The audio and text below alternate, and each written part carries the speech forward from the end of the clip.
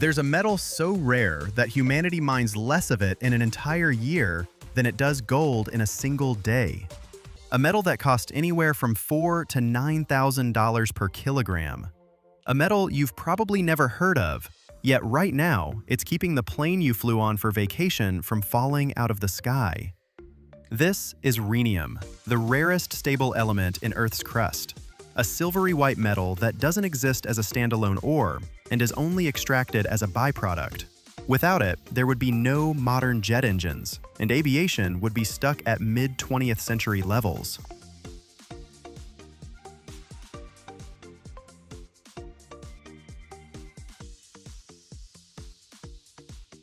Let's start with the scale of rarity. Rhenium makes up about 7/1000ths of a part per million in the Earth's crust. For comparison, gold is 4/1000ths, platinum is 5/1000ths. The numbers seem comparable, but there's a fundamental difference. Gold and platinum can be found as nuggets or concentrated ores. Nature sometimes gathers them in one place. Rhenium is never found that way. It's scattered as microscopic impurities in other ores, mainly molybdenum and copper. The concentration is so low that even calling it rhenium ore is incorrect. It's always ore of something else that happens to contain rhenium. Rhenium itself looks like a silvery-white metal with a slight grayish tint. But most people have never seen pure rhenium. Even in industry, it's more often used as alloys or powder. In nature, rhenium occurs in just one mineral, Chuquicamata, which is so rare it literally exists in only a few places on the planet and has no industrial significance.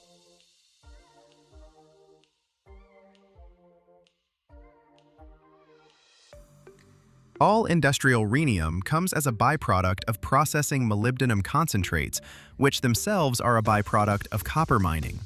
A byproduct of a byproduct. That's what rhenium is. Think about the scale here. To get just 1 kilogram of rhenium, you need to process roughly 200,000 tons of copper ore. 200,000 tons of rock for a single kilogram of metal.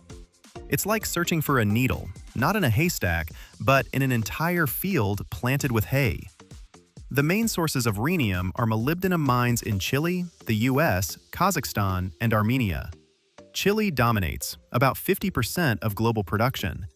The Chuquicamata mine in the Atacama Desert is one of the largest open-pit mines on the planet, where they extract copper and molybdenum, pulling out rhenium along the way.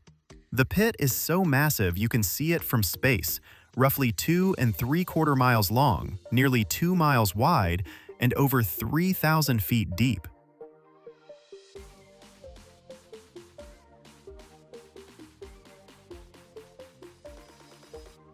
Extracting rhenium is complex and multi-staged. First, copper ore gets mined and enriched through flotation to produce copper concentrate. That concentrate contains molybdenum, which also gets enriched and separated out. Molybdenum concentrate is molybdenum sulfide with microscopic traces of rhenium, typically 0.05 to 0.2%. Sounds convoluted, but it's essentially a chain: copper ore to molybdenum concentrate to rhenium solution. At each stage, volume drops by factors of thousands, while value skyrockets. The molybdenum concentrate gets roasted in special furnaces at around 1,100 degrees Fahrenheit and higher in open air. Molybdenum oxidizes to trioxide, which can then be reduced back to metal. But rhenium behaves differently. It oxidizes to rhenium heptoxide, which vaporizes at this temperature and escapes with the gases. Those gases pass through a complex system of scrubbers, towers where they're washed with water or alkaline solutions. Rhenium heptoxide dissolves, forming rhenic acid or perrhenates. Rhenium concentration in these solutions is tiny, grams per liter, but that's something you can work with.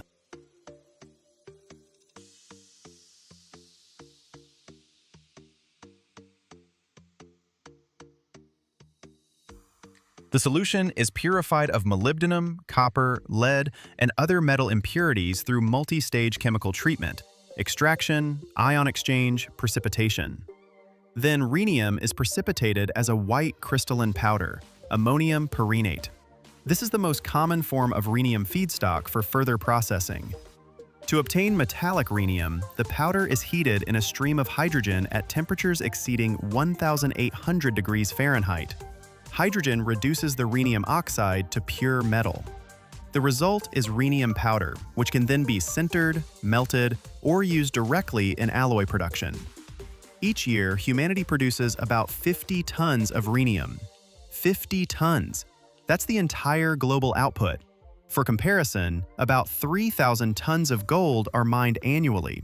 Copper, 20 million tons.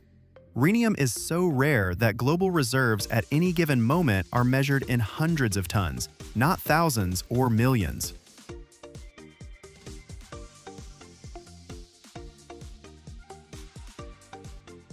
Here's the question: why mine something this rare in the first place? The answer? Jet engines. About 80% of all rhenium goes to the aviation industry for making superalloys that form turbine blades. A jet engine turbine blade operates in absolute hell. Gas temperatures hit 2,700 degrees Fahrenheit. That's above the melting point of the alloy the blade is made from. So it's cooled from the inside by airflow through microchannels. The pressure is colossal. The blade spins at tens of thousands of revolutions per minute, experiencing monstrous centrifugal loads. A corrosive environment with sulfur impurities from jet fuel. And all of this for years of continuous operation with zero margin for error. Because if a blade cracks mid-flight, the engine destroys itself. Nickel-based superalloys, the primary material for blades, contain nickel, chromium, cobalt, tungsten, molybdenum, aluminum, titanium. But even these incredibly complex alloys couldn't withstand high temperatures for extended periods, until they added rhenium.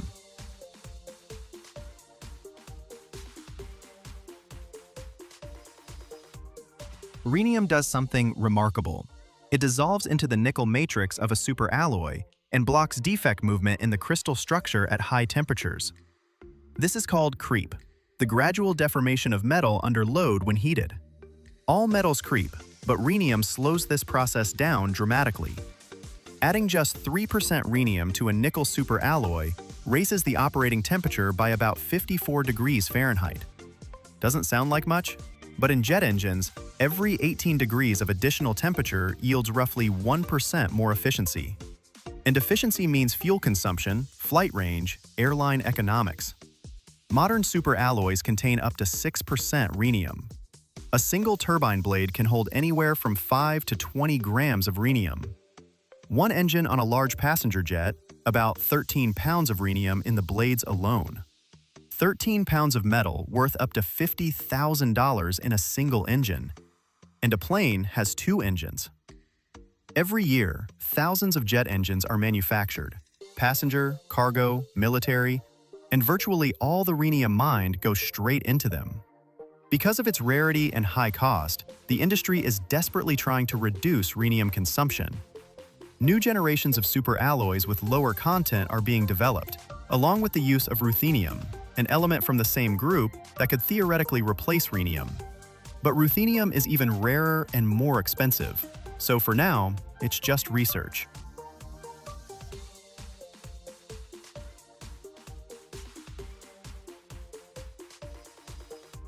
Single crystal blade technology makes rhenium work smarter. Instead of a regular polycrystalline structure, each blade is grown as one massive crystal with no grain boundaries, which are weak spots at high temperatures. This lets you cut down on rhenium content while keeping performance. But the process is complex and expensive. Each blade is grown individually in specialized vacuum furnaces with extremely slow, controlled cooling that takes hours. Recycling rhenium from spent blades is mission critical. After thousands of hours in hellish conditions, blades wear out and get replaced. The old ones don't get tossed, they're melted down, rhenium and other precious metals extracted and used again. Around 30% of rhenium comes from recycling, more than most other metals. And the reason's simple. At these prices, nobody can afford to throw rhenium away.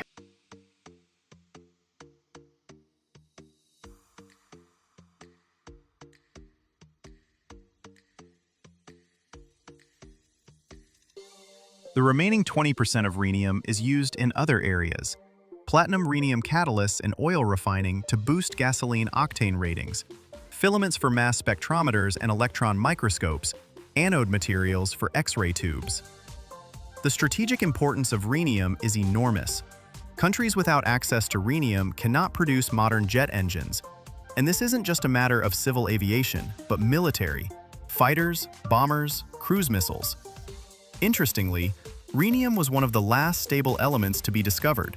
German chemists found it in 1925 while examining platinum ore through spectral analysis. They named it after the Rhine. Before that, Mendeleev had predicted the existence of element number 75, but no one could find it because of its extreme rarity. Basically, the entire world supply of this metal would fit in a few trucks, and the whole world's aviation depends on those few trucks.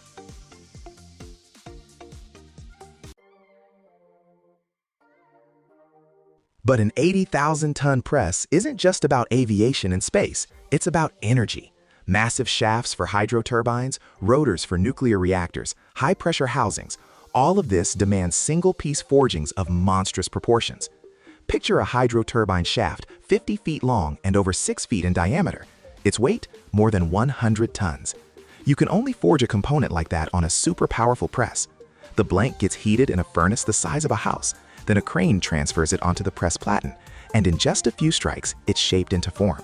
Each strike, 80,000 tons of force molding the metal, densifying its structure, squeezing out internal defects.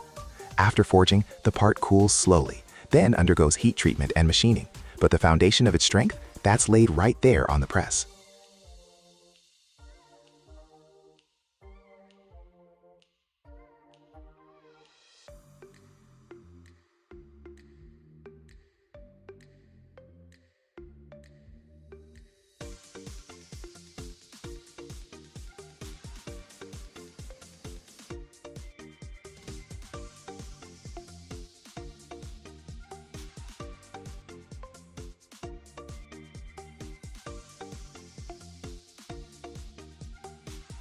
$80,000 tons. Picture a force that could crush 10 tanks at once.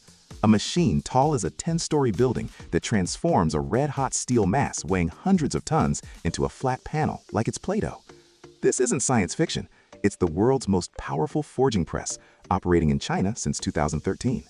80,000 tons of pressure. That's more than the weight of 50,000 cars crashing down on a piece of metal the size of a table.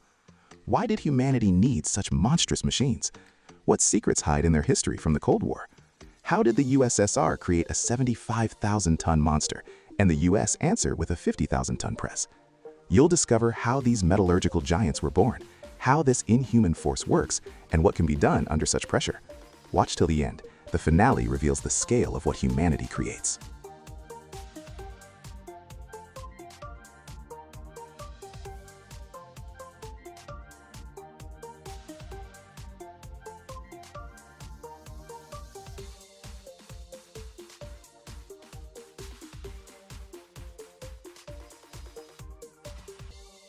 The story of giant forging presses didn't start with peaceful purposes.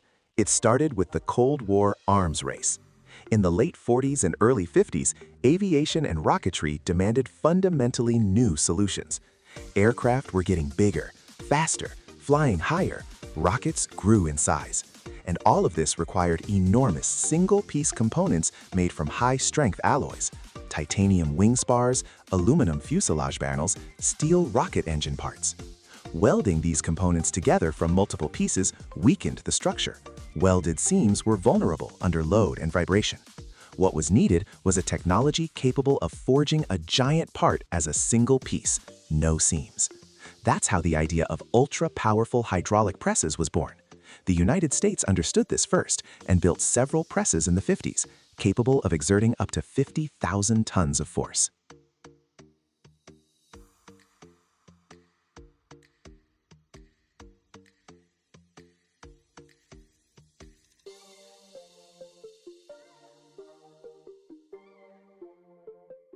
The Soviet Union wasn't about to be left behind.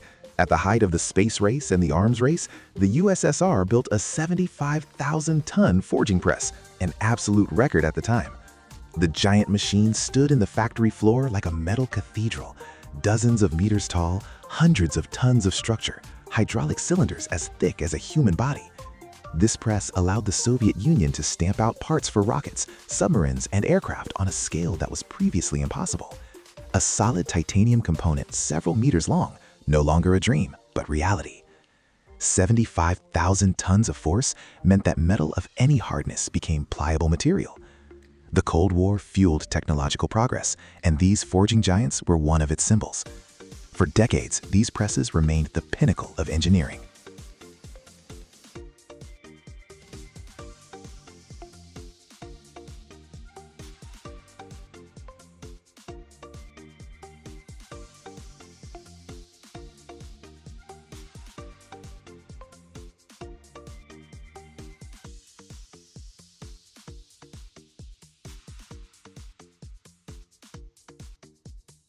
But in 2013, China shattered all records.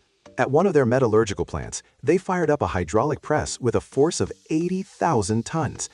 80,000 tons? That's a force that's hard to wrap your head around. It's the weight of a major ocean liner crashing down on an area the size of a dining table, or pressure equivalent to 50,000 cars stacked on top of each other. The scale of this press is mind-blowing, as tall as a 10-story apartment building, weighing thousands of tons of steel and cast iron, with massive hydraulic systems capable of generating this monstrous force. This press didn't just break a record, it opened up a whole new era of possibilities. Now you can stamp out parts of sizes that used to be considered impossible. Panels for jumbo jets, components for space rockets, reactor equipment, all of this became achievable thanks to this machine.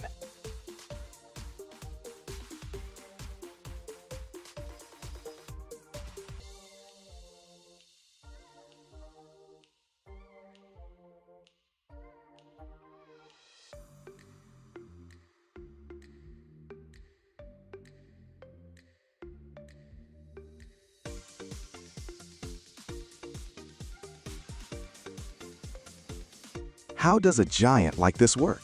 The foundation is hydraulics.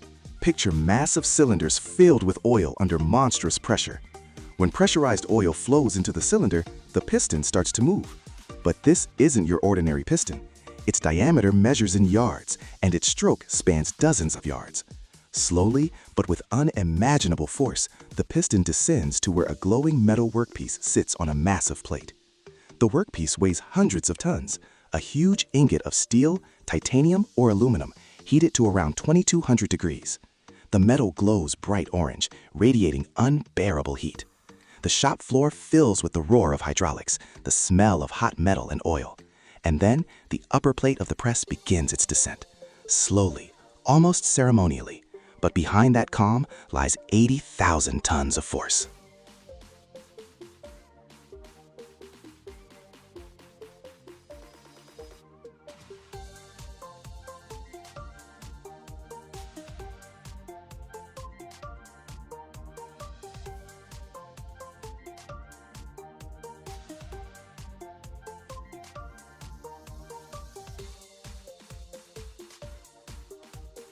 Contact. The upper plate of the press touches the red-hot blank, and the miracle of deformation begins. Metal that's hard as rock at room temperature starts flowing like thick paste under this kind of pressure. 80,000 tons don't give the metal a choice. The blank flattens, spreads outward, takes the shape of the die. A thick ingot becomes a flat panel or a complex three-dimensional part. The process is accompanied by deafening thunder. The metal cracks, groans. Excess material squeezes out, flowing to the sides in glowing streams. Temperature, pressure, force, all controlled by computers with millimeter precision. The slightest mistake and a multi-ton blank is ruined, or worse, the press itself can fail. But the operators know their craft. One stamping cycle takes minutes, but the result is a seamless part with perfect internal structure.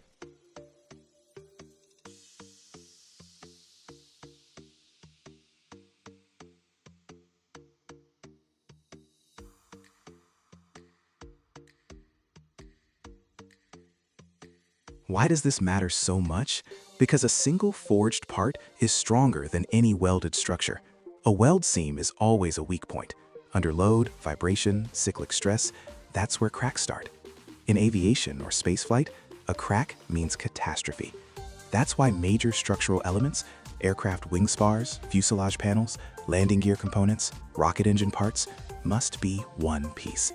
A super heavy press can forge a titanium beam 30 feet long with no joints whatsoever, or an aluminum panel the size of half a Boeing wing, or a steel blank for reactor equipment weighing 400,000 pounds. Parts like these used to be welded together from dozens of pieces. Now they're made in one press stroke. It's a revolution in manufacturing.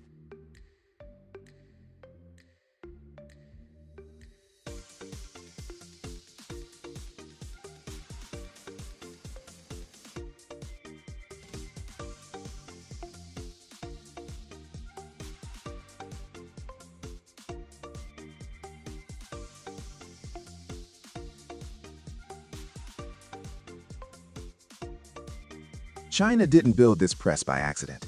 The country is aggressively developing its aviation industry, space program, and nuclear power.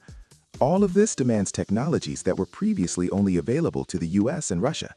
An 80,000-ton press is a declaration of technological leadership. Now China can manufacture components it used to have to buy from abroad or settle for smaller dimensions. This is strategic independence. When you've got a press like this, you can build your own aircraft, your own rockets, your own reactors without relying on someone else's technology. It's no coincidence that information about the exact specs and capabilities of this press is tightly controlled.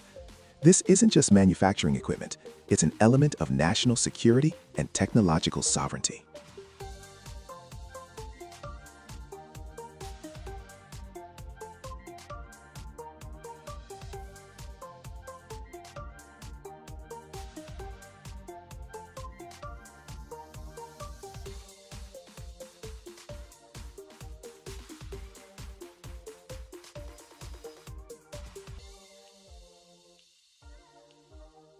There are only a handful of these presses in the world.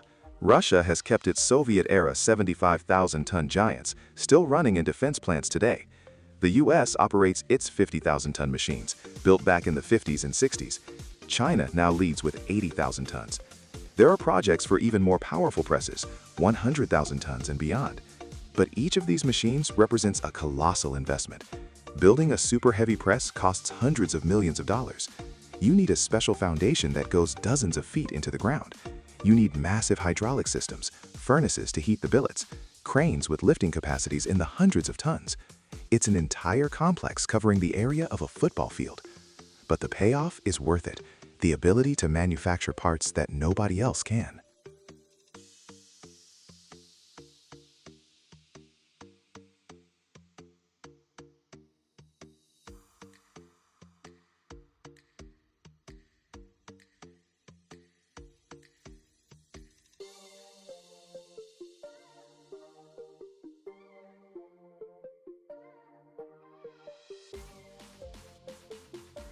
And just like that, through the Cold War, through the technology race between superpowers, through decades of engineering development, humanity arrived at the 80,000-ton press.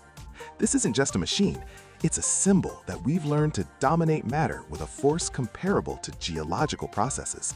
When 80,000 tons come crashing down on white-hot metal, it's like watching the Earth's crust crumple into mountains under tectonic plates. Except here, this process is controlled by humans. Every part that comes out of a press like this carries the imprint of unimaginable force and precision. Planes fly, rockets shoot into space, reactors generate power, and behind all of it stand these giant presses, crushing metal like Play-Doh. This is the story of how humanity learned to create the force of gods and use it to conquer the sky, space, and the atom.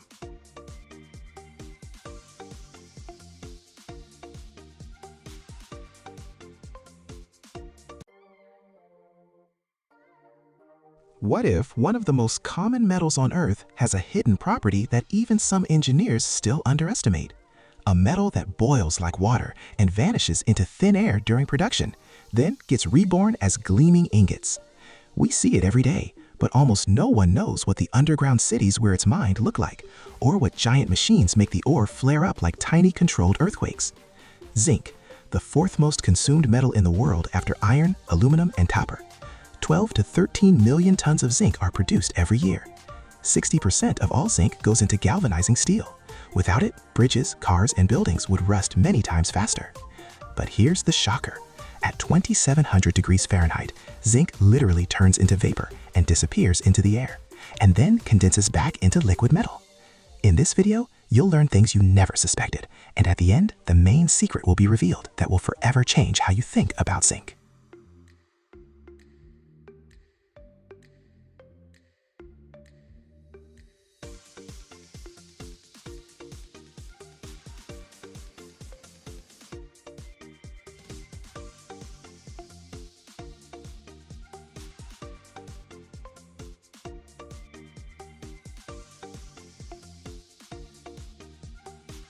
Picture a massive underground mine somewhere in China, Australia, or Peru, the world's biggest zinc producers.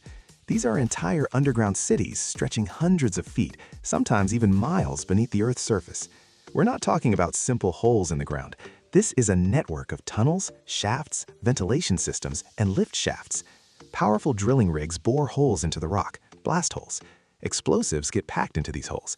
After a carefully controlled blast, massive volumes of rock break apart. It's like a spectacular but controlled earthquake in miniature.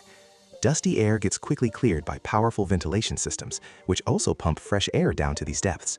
The broken ore then gets loaded onto massive underground trucks or conveyor belts using front-end loaders. It's a genuine underground transportation flow, continuously moving, hauling tons of ore to the central lift shafts. From there, the ore rises to the surface using powerful elevators or specialized conveyor systems, climbing hundreds of feet straight up.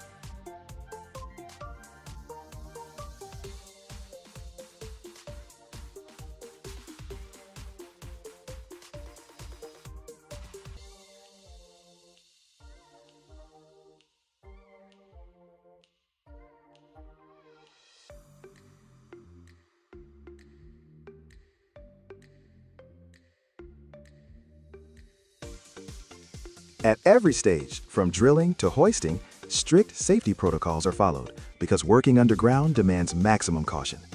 Once the ore reaches the surface, it still looks like ordinary rock, containing only a small percentage of zinc. To extract the valuable mineral, the ore goes through a concentrator plant, a whole complex of sophisticated processes. The first step is crushing and grinding. Massive chunks of ore into crushers that, with a deafening roar, break them down into smaller pieces. Then this crushed ore moves into ball or rod mills, giant rotating drums filled with steel balls or rods. Inside these mills, the ore is ground down to an extremely fine powder, almost like flour. This is critically important to free the zinc mineral crystals from the surrounding rock. The next key stage is flotation. The ground ore powder is mixed with water and special chemical reagents in large tanks called flotation cells.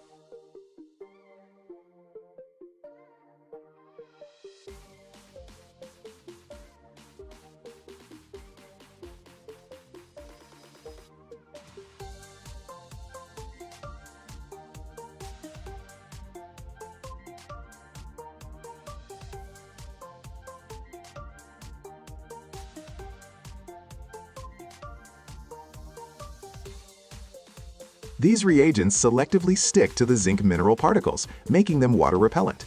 Then air is pumped through this mixture, creating millions of tiny bubbles. The zinc mineral particles latch onto these bubbles and rise to the surface, forming foam. Other unwanted minerals stay at the bottom. This enriched foam is collected. That's your zinc concentrate, which can contain up to 60% zinc. Since zinc is often found alongside lead, the processing plant may run multiple flotation cycles to separately extract zinc concentrate from lead concentrate. The zinc concentrate you end up with still isn't pure metal. It has to go through metallurgical processing to get metallic zinc. And now we enter the world of extreme temperatures.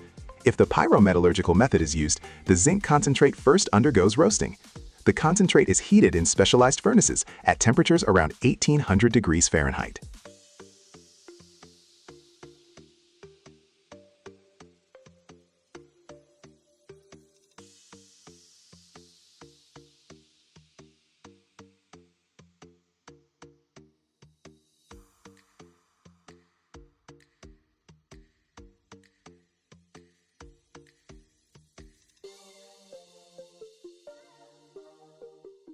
This removes the sulfur, which is part of the sulfide ore, converting it into zinc oxide.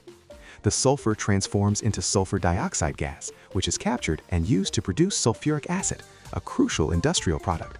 This not only cuts down on air pollution, but also creates an additional valuable product. Next, the zinc oxide is mixed with coal and heated to even higher temperatures, over 2200 degrees Fahrenheit, sometimes even 2700 degrees, depending on the specific furnace technology. At these extreme temperatures, a reduction process occurs. The carbon strips oxygen away from the zinc oxide, freeing up pure metallic zinc. And this is where that incredible wow moment of vaporization happens. At these temperatures, the metallic zinc transitions into a gaseous state. It evaporates. Zinc has a relatively low boiling point compared to other metals. So in these furnaces, where the temperature is significantly higher, zinc literally turns into vapor, which rises and gets collected in specialized condensers.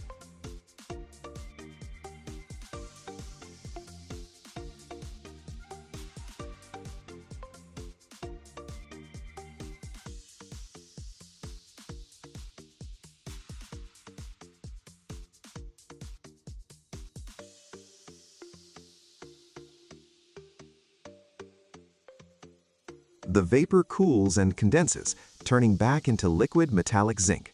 This liquid zinc is then poured into molds to create ingots or granules. Now for the history. Zinc has been known to humanity for thousands of years, though it was only isolated as a distinct metal in the 16th century. Ancient civilizations used brass, an alloy of copper and zinc, without knowing it actually contains zinc. In India and China, people learned to smelt zinc as far back as the Middle Ages. But modern industrial zinc production only began in the 19th century with advances in smelting technology. The primary use of zinc: galvanizing steel. Around 60% of all zinc produced goes toward protecting steel from corrosion. Zinc coating on steel creates a sacrificial layer. The zinc oxidizes instead of the iron, protecting the structure. Without zinc coating, the lifespan of steel products would drop dramatically, leading to massive economic losses and a surge in resource demand.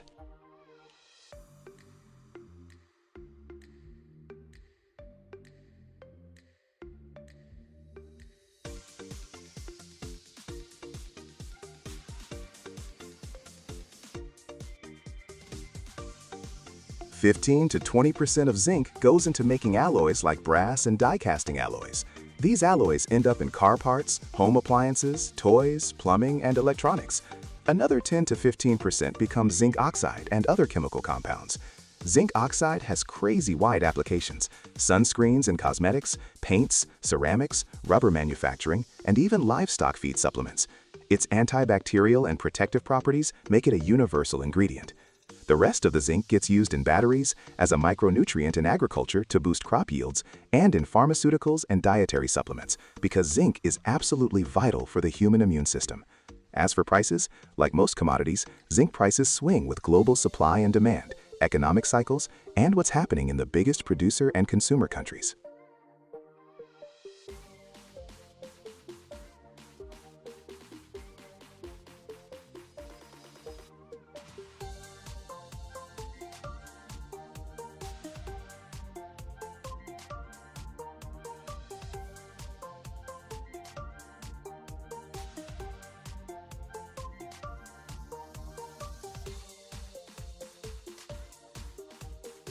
Yet demand for zinc remains steady or growing, driven by urbanization, infrastructure development, and the need to protect metals from corrosion worldwide.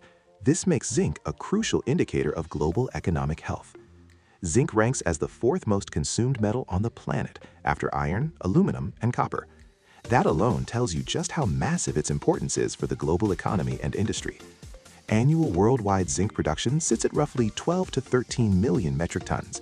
These are enormous volumes, underscoring its irreplaceability across hundreds of applications. The primary zinc mining regions are China, Australia, and Peru. These three countries together account for a significant share of global zinc ore extraction, making them key players in the market. For instance, China isn't just the largest producer, it's also the world's biggest zinc consumer, reflecting its powerful industrial expansion. Other major producers include India, the United States, Mexico, and Canada.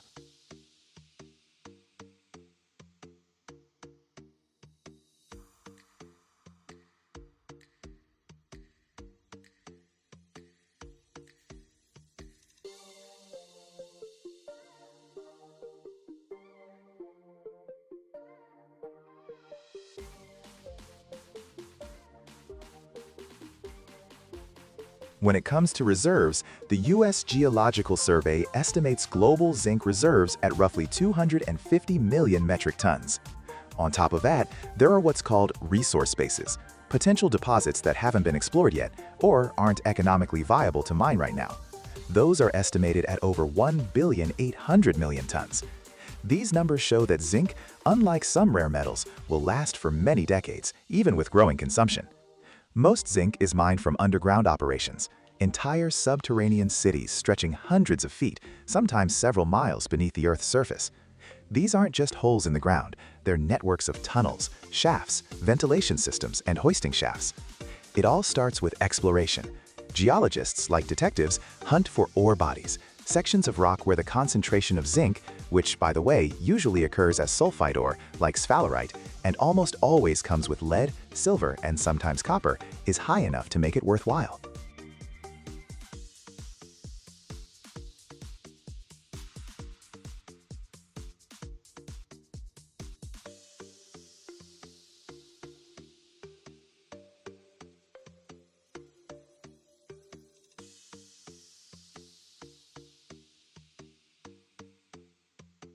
Once a deposit is discovered, mine construction begins. This involves sinking vertical shafts, which provide access to the ore, lift materials up, lower equipment down, and creating horizontal tunnels, or drifts, that lead directly to the ore veins. The actual ore extraction process? Dynamic, risky. Miners use specialized equipment, powerful drilling rigs that bore holes into the rock, called blast holes. Explosives get packed into these holes. After a carefully controlled detonation, massive volumes of rock shatter. It's like a spectacular earthquake, in miniature, under control. And that's how, starting from an underground explosion, through crushing into powder, through flotation with millions of tiny bubbles, through roasting at 1800 degrees and reduction at 2700 degrees, where the metal literally turns into vapor and vanishes into thin air, then condenses back into liquid zinc, a metal is born that shields steel from rust, makes bridges possible, cars, skyscrapers, without which the modern world would look completely different.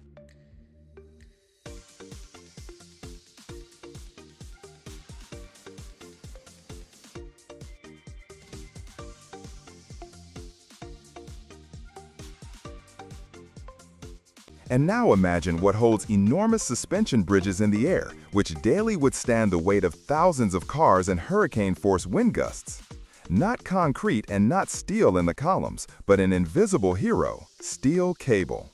From thin, almost fragile wires, they create structures capable of bearing hundreds of tons. The secret lies in technology that transforms a simple metal rod into a sinew that never gives in. American factories have already woven over 800,000 kilometers of cables, and each meter is like a separate artery of civilization. But there's a detail that's not written about in textbooks, and you'll discover it only at the end of this video.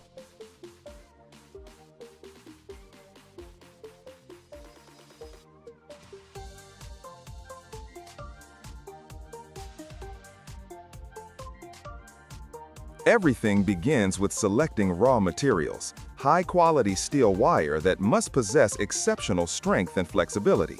These wires pass through a cold drawing process where thick steel rods are pulled through special holes, gradually reducing their diameter to thin but extraordinarily strong threads. This process doesn't simply make the wire thinner, it enhances its mechanical properties, making it resistant to breaking. Imagine that each meter of this wire can withstand enormous loads whilst remaining flexible and elastic. After the wire is ready, the most interesting part begins, forming the steel cable. Dozens and sometimes hundreds of such threads are twisted into strands, then woven into complex structures.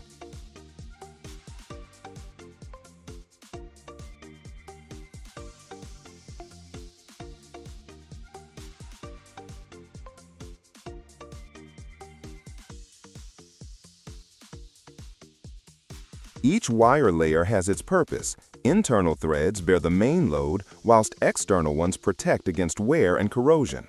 The entire process resembles creating living tissue, where each thread is a separate vein that together forms a strong and reliable whole. Particularly impressive is the precision and control with which these cables are manufactured. Each stage is accompanied by strict testing. They check tensile strength, resistance to bending, and impact of weather conditions. Testing is conducted using special equipment that simulates the loads the cable will experience during bridge operation.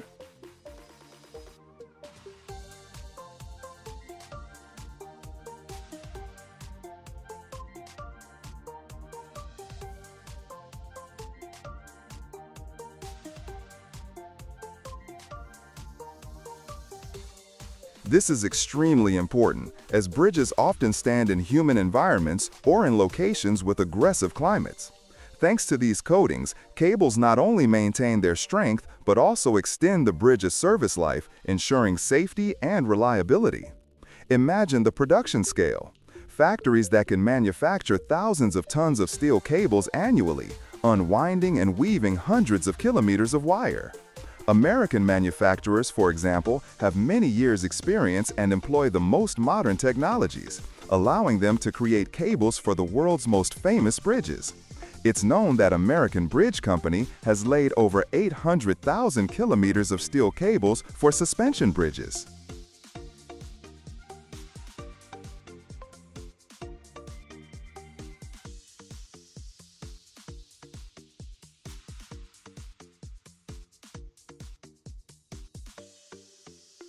Another aspect that impressed me is the role of engineers and technologists who constantly improve production processes. They work to make cables even stronger, lighter, and more resistant to extreme loads. Using new alloys, improving twisting and coating methods, all this makes modern steel cables genuine masterpieces of engineering thought. During the tour, I saw how enormous spools of steel wire move smoothly along conveyors, how wire passes through cold drawing, and how craftsmen control every centimeter of this process.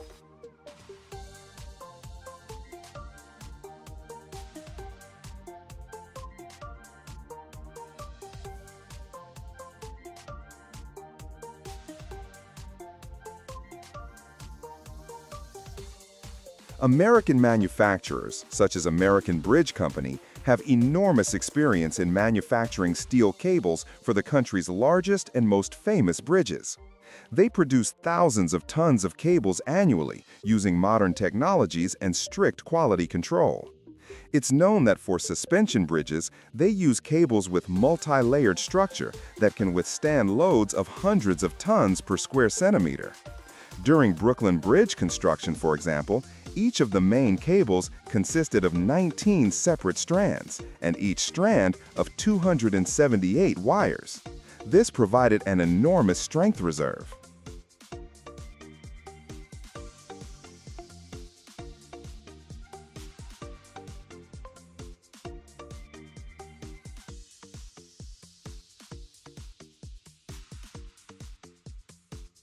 Steel cable production in the U.S. is a combination of tradition and innovation, where the craftsmanship of engineers and technologists is complemented by automated lines and modern equipment.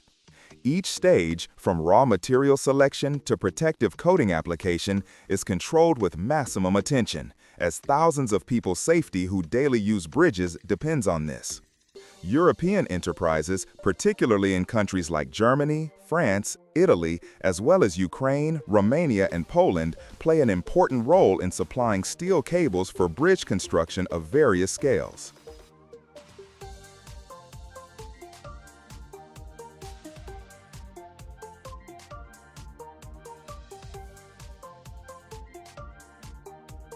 Modern bridges are the result of millennia of engineering thought development, where traditions, innovations, and the most modern materials combine. They not only perform the function of connecting shores, but also become city symbols, cultural monuments, and technical masterpieces. Modern engineering marvels include the Falkirk Wheel in Scotland, a unique rotating boat lift that connects two canals and allows lifting boats through 180 degrees. This structure is not only functional, but also impresses with its futuristic design. Cable-stayed bridges, such as the Golden Gate in San Francisco, demonstrate the application of steel cables that withstand enormous loads and ensure structure longevity. Every year, enough glass fiber rebar is produced worldwide to challenge the dominance of steel itself. This isn't science fiction, it's modern manufacturing. The world spends billions fighting rust, repairing bridges and car parks destroyed by corrosion. But there is a solution. A composite material that is twice as strong as steel, 4 times lighter, and simply does not know the meaning of the word rust. The market for this material is growing at 12% a year, and today you will see how hundreds of bobbins and a barrel of resin give birth to the building material of the future.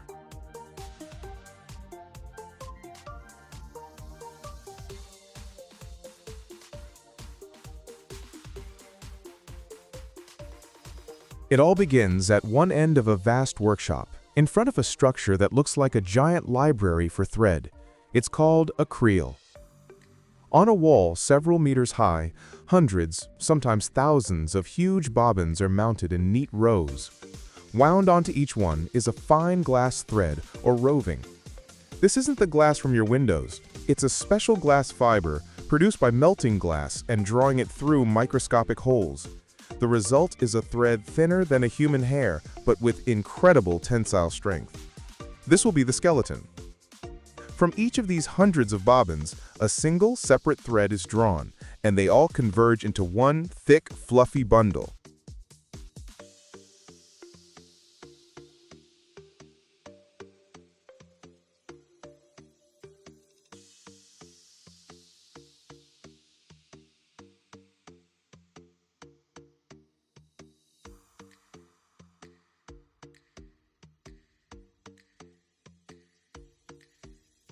This river of glass fiber now begins its journey. It passes through a system of guides and tensioners. Each of the thousands of threads must be held at exactly the same tension. If one thread sags while another is too tight, the load in the final product will be distributed unevenly, compromising its strength. The dry glass bundle is then slowly submerged in a bath filled with a thick, sticky, honey-like liquid. This is the polymer resin, the flesh that will be built upon the glass skeleton. It's a complex chemical cocktail. The base is typically a polyester, vinyl ester, or epoxy resin. To this, a hardener is added, a catalyst that will trigger a chemical reaction, turning the liquid into a solid plastic.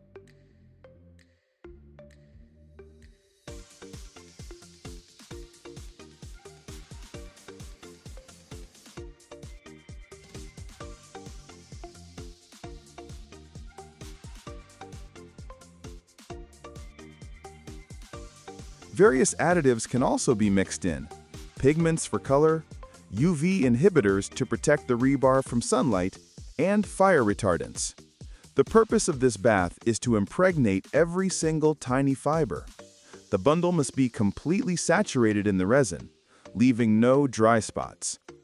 Now heavy and soaked in sticky resin, the bundle emerges from the bath and heads towards the point of its creation, the forming die.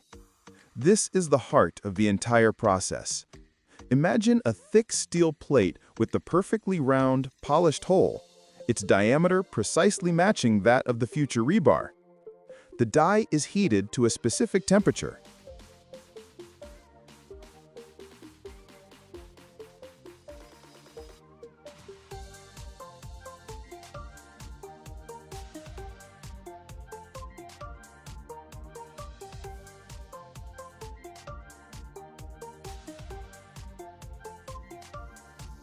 As the wet bundle is pulled into this hole, several things happen at once. First, the die acts like a press, squeezing out all excess resin. Second, it compacts all the glass fibers tightly together, forming a perfectly round rod. Third, the heat from the die initiates the first stage of the curing reaction. Emerging from the die, we can already see the familiar shape of a rebar, but it is still soft and vulnerable. So how does it get its famous ribbed surface? Immediately after the die, while the rod is still hot and pliable, a special glass fiber strand is wound around it. A thin resin-soaked thread is wrapped in a spiral around the surface of the rod, creating the textured pattern.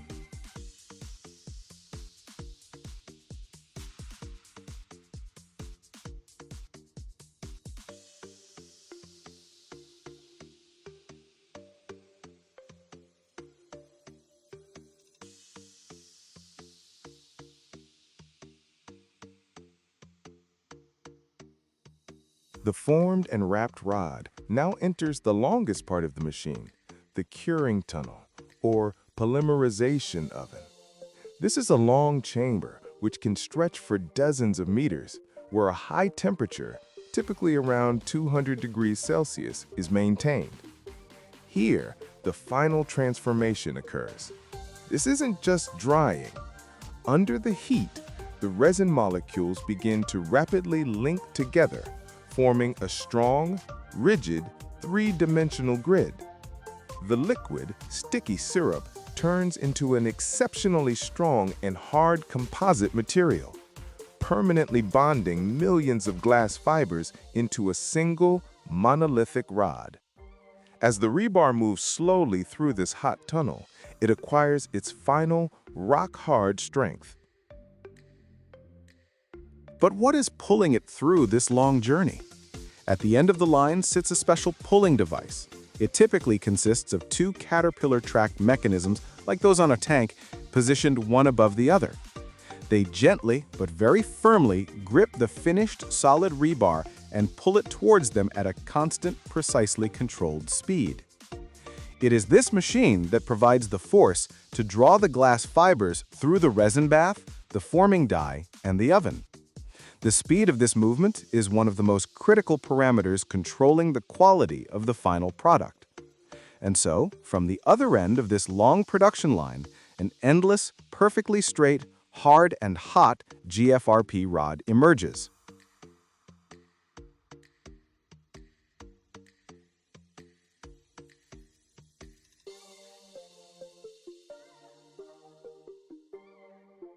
The final act is cutting.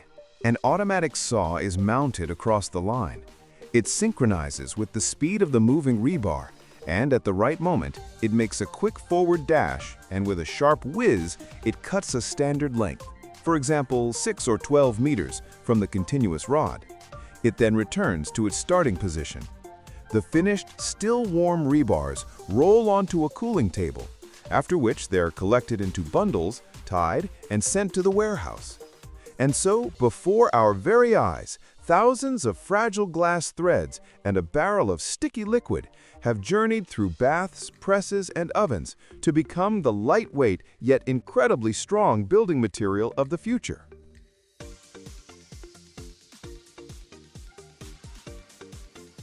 The market for glass fiber rebar isn't yet a giant like the steel market, but it is the boldest newcomer, rapidly gaining traction. The global market for this material is already valued in the hundreds of millions of dollars, with staggering forecasts. It's expected to grow by 10 to 12% annually. Now for the key features that are making the steel industry nervous. The first and most obvious is weight. GFRP rebar is roughly 4 times lighter than steel of the same diameter. Imagine a lorry. It can deliver 4 times more GFRP rebar in a single trip than it could steel.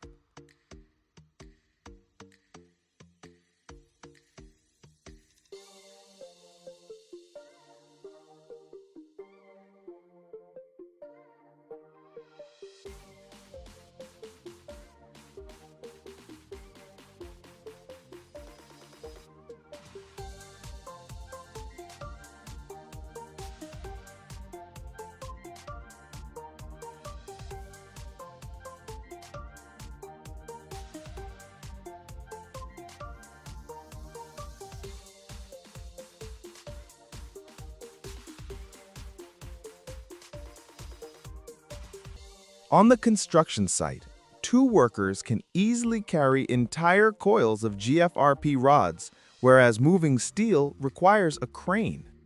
This represents a colossal saving in logistics and labor. Second is strength. And here, GFRP steps into the ring and knocks steel out in the first round. Its tensile strength is approximately twice that of standard steel rebar. This means that for some structures, a smaller diameter rebar can be used, saving even more on weight and volume.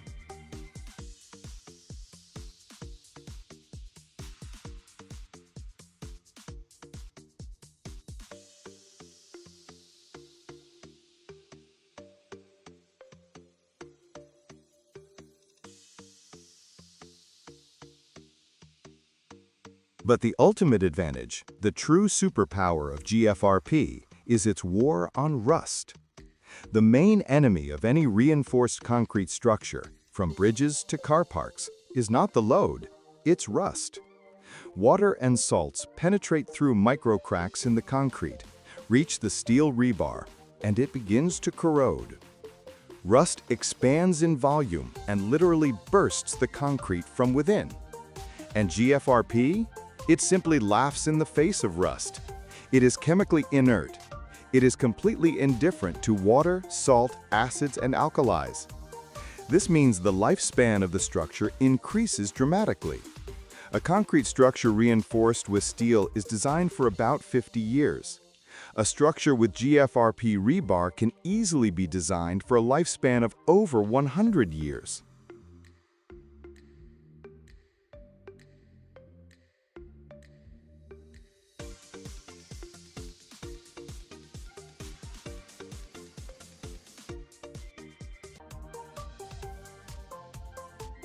Every year, the world produces over 1 billion new tires, and just as many worn-out ones end up in landfills.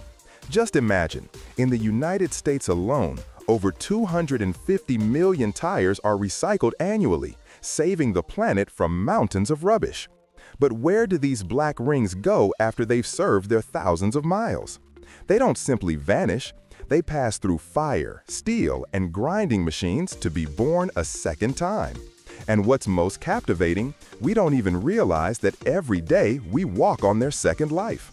Stay till the end, because there I'll reveal a secret that will forever change your perception of an ordinary tire.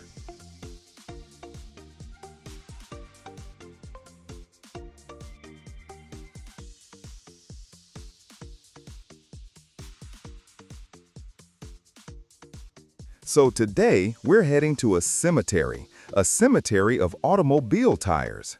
Hectares of land buried under mountains of black rubber rings. These are the silent veterans of the roads, which have rolled their thousands of miles and now lie here, seemingly useless to anyone. But this isn't the end of their story. It's merely the beginning of their remarkable reincarnation. We'll trace how these worn, dirty chunks of rubber pass through a series of brutal yet high-tech trials to be reborn as the soft, springy heart of a modern sports stadium. Americans have learned to give a second life to the overwhelming majority of tires. The recycling rate for old tires in the U.S. currently exceeds 85%.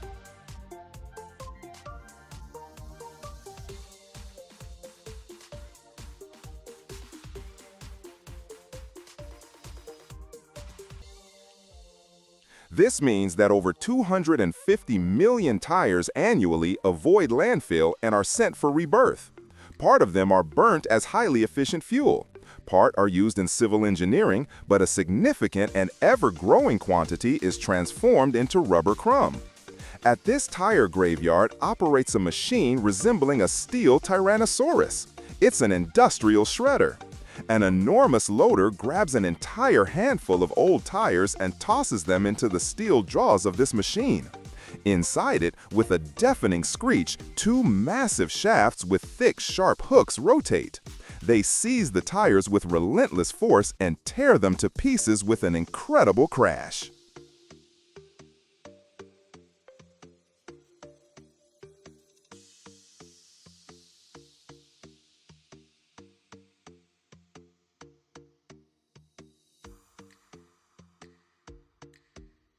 Inside every tire is a steel belt, a robust framework of steel wire.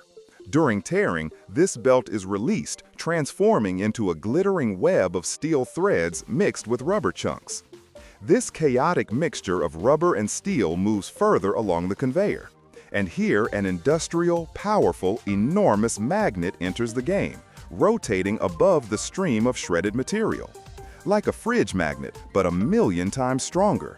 It extracts all the steel threads from the rubber mass. With grinding and clanging, the steel belt sticks to the magnet and is dumped into a separate container. This steel will then be sent for remelting, whilst our purified rubber continues its journey.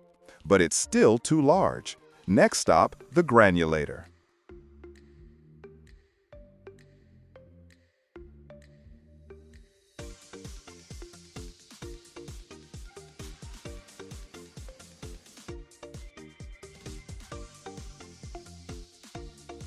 During this process, another tire component is released, textile cord. These are nylon or polyester fibers that gave the tire additional strength. These light, fluffy fibers need removing. For this, rubber granules pass through a system of vibrating sieves and air separators. Powerful air streams literally blow away the light textile fluff, leaving only clean, heavy rubber granules. Now we have clean but still rather large material. To become stadium surfacing, it needs transforming into crumb. For this, granules are sent for final grinding, often in so-called cracker mills.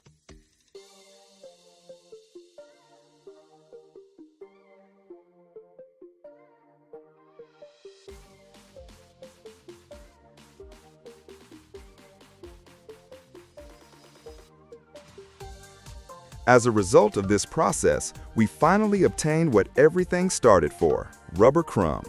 This is a uniform, free-flowing mass resembling black caviar or coarse sand, where each particle size is just a few millimeters. This crumb is carefully sieved to guarantee perfect size uniformity and packed into enormous bags weighing a ton each.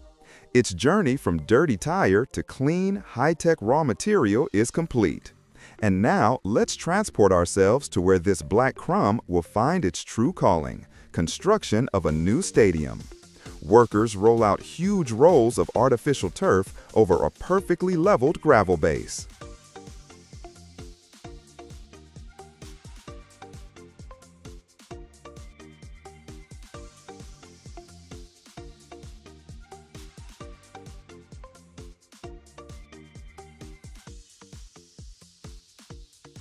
But for now, they look dreary and lifeless, pressed against the base. For them to stand up and resemble real grass, they need support. And here, a special machine enters the pitch, resembling a large fertilizer spreader. A process called infill begins. First, the machine spreads an even layer of fine, rounded quartz sand across the entire pitch. It's heavy and settles at the very base of the carpet, acting as ballast so the turf doesn't shift.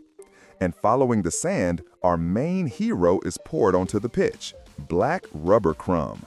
The machine distributes it just as evenly across the entire surface. And here, the main transformation occurs.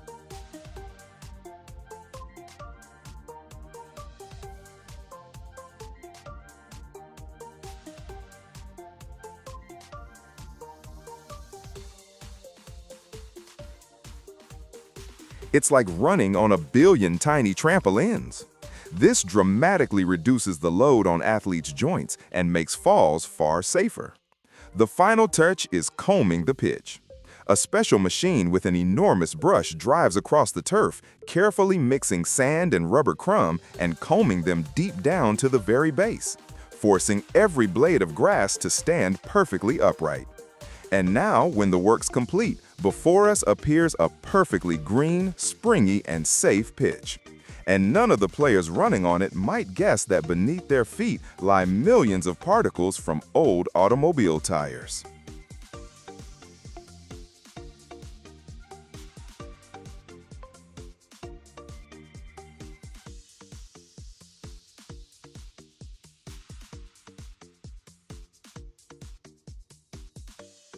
To create one standard pitch for American football or soccer requires on average between 20,000 and 40,000 old car tires.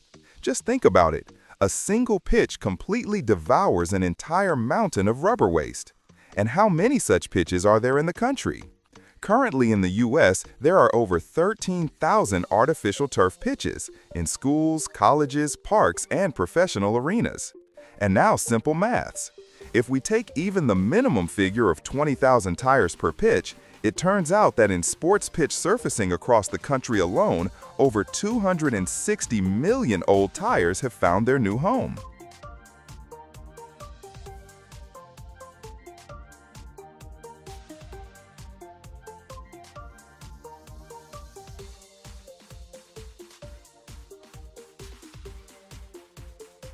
Natural turf is a very finicky thing. It needs constant mowing, watering, fertilizing, and giving it rest. On average, a natural pitch can withstand no more than 20 hours of play per week, and a pitch with artificial turf? It can operate 24 hours a day, 7 days a week in rain and heat. And now about water. One artificial turf pitch can save between 500,000 and 1 million gallons of water annually. That's the amount of water an average family uses over several years. Add to this savings on fertilizers and lawnmower work, and the benefit becomes obvious. Pick up a stone. Bright red, heavy, looking like dried blood. It doesn't smell, doesn't burn, doesn't radiate. Just a beautiful mineral. Now throw it into a furnace at 1300 degrees Fahrenheit, and liquid metal flows out. Silvery, heavy, cold to the touch. The only metal on Earth that stays liquid at room temperature. Mercury. A substance that has mesmerized alchemists for millennia, poisoned kings, and powered industry. And it's extracted from a stone that looks like a gemstone, but is actually just ordinary sulfide. Today, we're at a mine and processing plant where red rock turns into liquid silver. If you're into deep dives like this, subscribe and hit the bell so you don't miss new episodes.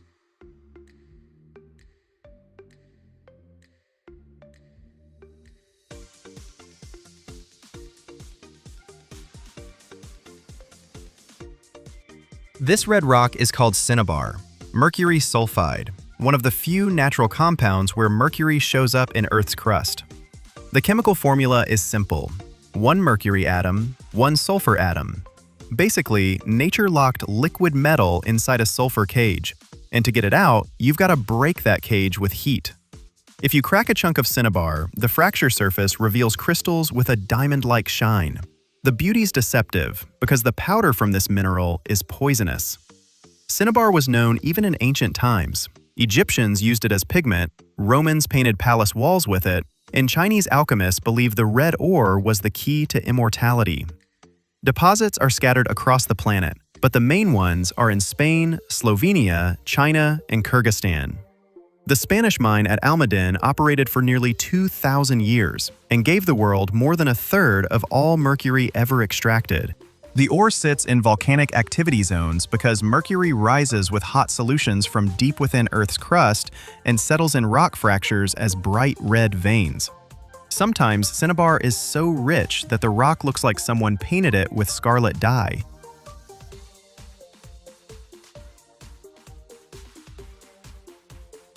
Mining starts underground. Miners drill into the rock with pneumatic jackhammers, place charges, and blast, bringing the whole face down. They load the ore into mine cars and haul it to the surface. It's hard, dangerous work. Even down in the mine, mercury vapor seeps from the rock, so ventilation runs at full blast. Mercury content in the ore is usually low, 1 to 12%. The rest is waste rock, sandstone, clay, quartz. But even 1% is worth going after because mercury fetches a high price. At the surface, the ore gets crushed in jaw crushers. 2 steel jaws squeeze the rock, breaking it down to gravel size. Then, vibrating screens sort the pieces by size. The fines go straight to the furnace. Oversized chunks loop back for another round of crushing. Dust is a whole other problem. It carries mercury, and breathing it is dangerous. So the crushing plant runs heavy exhaust and wet dust suppression. Workers wear respirators, and at the entrance, there's a mercury vapor monitor. If the needle swings into the red, they shut down the plant and air it out. Now comes the most critical step: roasting. The principle is simple yet brilliant. Heat cinnabar to 1100 to 1300 degrees Fahrenheit in air, and the sulfur bonds with oxygen and escapes as sulfur dioxide gas, while the mercury vaporizes. 2 substances locked in stone for millions of years part ways forever, one into the air, the other into a pipe. Roasting furnaces come in different designs, but the classic is a rotary kiln.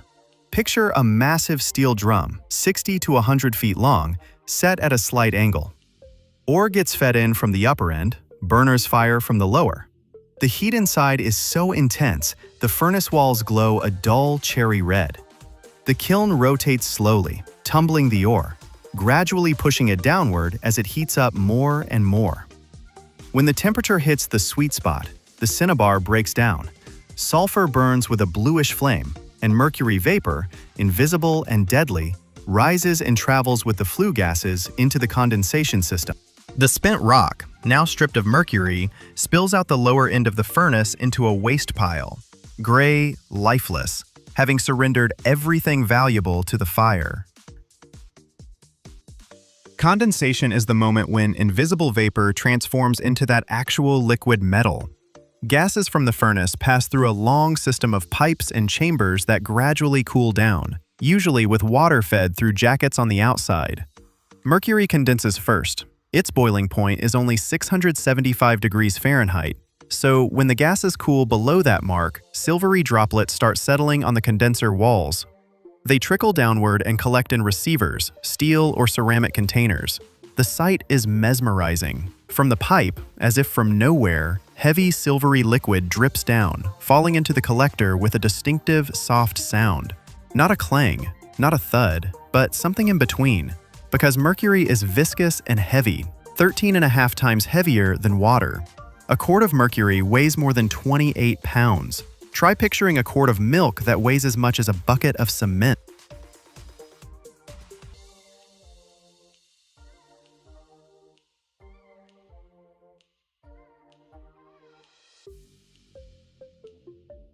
The raw mercury from the condenser isn't ready for sale yet. It's swimming with impurities, soot particles, water droplets, traces of other metals. It's cleaned in several stages. First, they filter it through chamois leather or special fabric. Mercury passes through the pores while the dirt stays behind. Then, they wash it with diluted nitric acid, which dissolves impurities like zinc, lead, and tin, leaving the mercury itself untouched. The final purification is vacuum distillation. Mercury gets heated in a vacuum, where it evaporates at a lower temperature, while impurities with higher boiling points remain at the bottom. They collect the condensate, and now you've got mercury at 99.9% purity. It's poured into standard steel flasks holding 76 pounds. That's the international standard called a flask. The container's small, about the size of a thermos, but lifting it one-handed? Not easy. All because of that incredible density.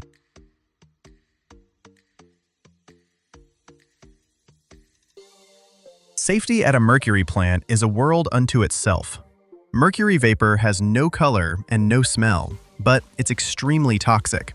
Just a few hours of breathing it can give you serious poisoning. Chronic exposure destroys the nervous system. That's why hatters in the 19th century went mad. They used mercury to treat felt and inhaled the fumes for years.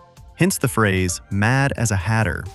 In a modern plant, the entire facility operates under negative pressure. Air is constantly pulled inward, not pushed outward, so vapors don't escape into the atmosphere.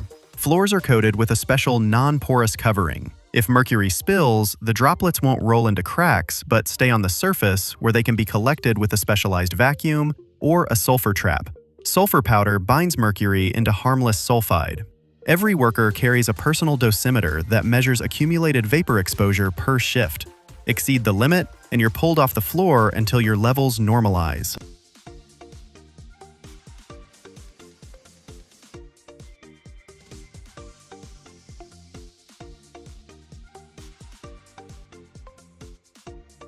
Where does all this mercury go? Historically, the biggest consumer was gold mining. Mercury dissolves gold, forming an amalgam. You then heat it up, and the gold evaporates out. Conquistadors in South America used this method, and it's exactly why the Spanish crown exploited almaden for centuries. Today, amalgamation is officially banned in most countries because of the catastrophic environmental damage. But in artisanal mining across Africa and Southeast Asia, millions of prospectors still use it. Poisoning rivers, poisoning soil. Other applications?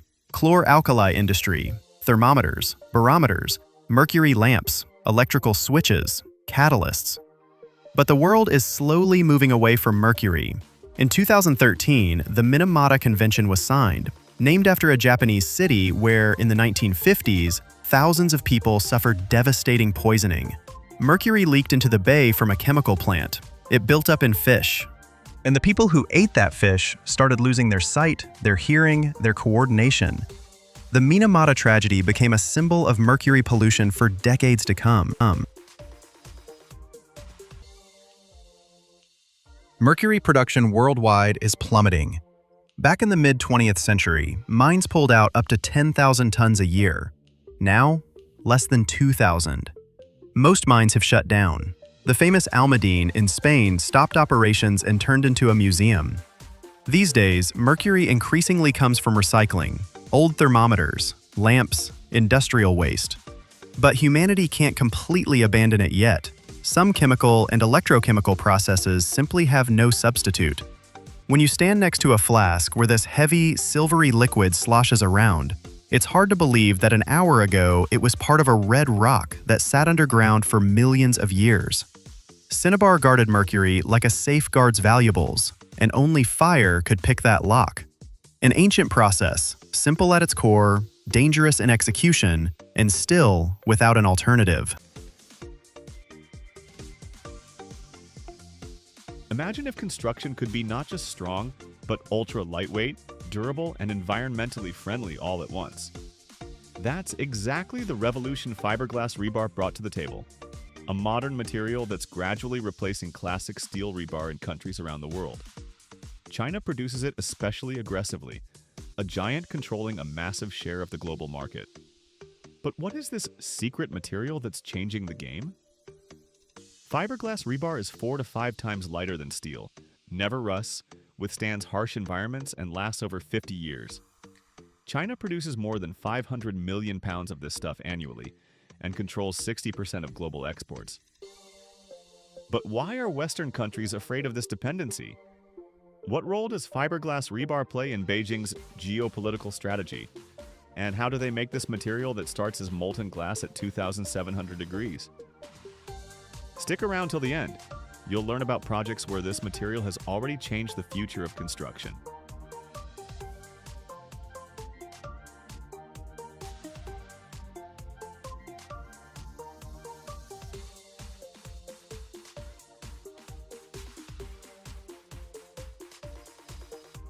Fiberglass rebar.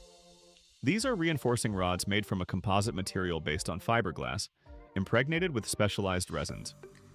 Unlike traditional steel rebar, it's 4 to 5 times lighter, doesn't rust, resists corrosion, and withstands harsh conditions, like acid rain, salt spray, and high humidity.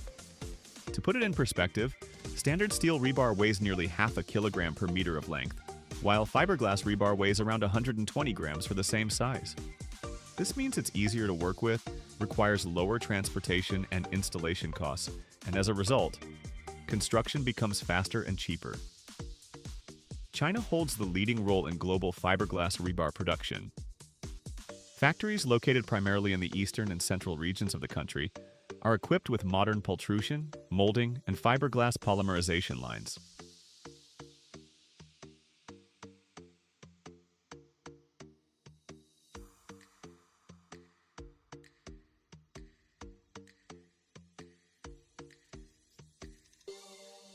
Chinese manufacturers produce over 500 million pounds of these materials every year, with exports making up about 60% of total global volume. China's huge advantage isn't just scale, it's price. Thanks to low-cost electricity and resources, Chinese products often undercut competitors from the US and Europe. But this triggers intense geopolitical debates. Zoom out, and fiberglass rebar has become a real hot card in global trade. Western countries increasingly face a dilemma: support domestic production with significantly higher costs but less export influence from China, or actively import cheap Chinese rebar, becoming dependent on Chinese materials. Here's the secret angle. China uses fiberglass rebar not only in its own massive infrastructure projects.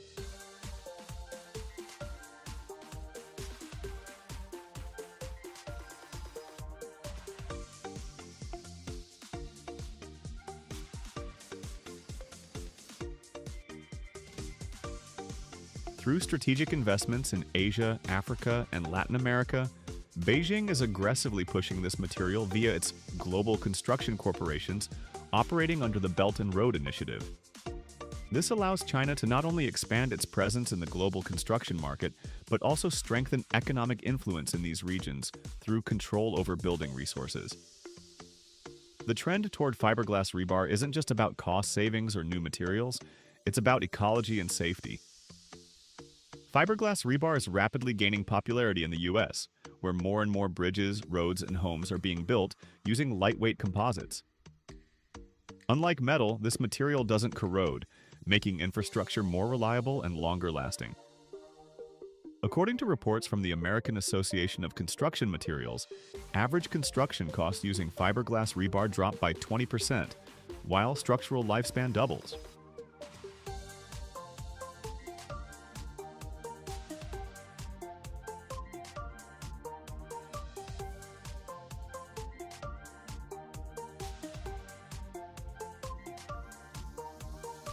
For young engineers, architects, and entrepreneurs, this means more opportunities for innovation, less environmental impact, and industry growth.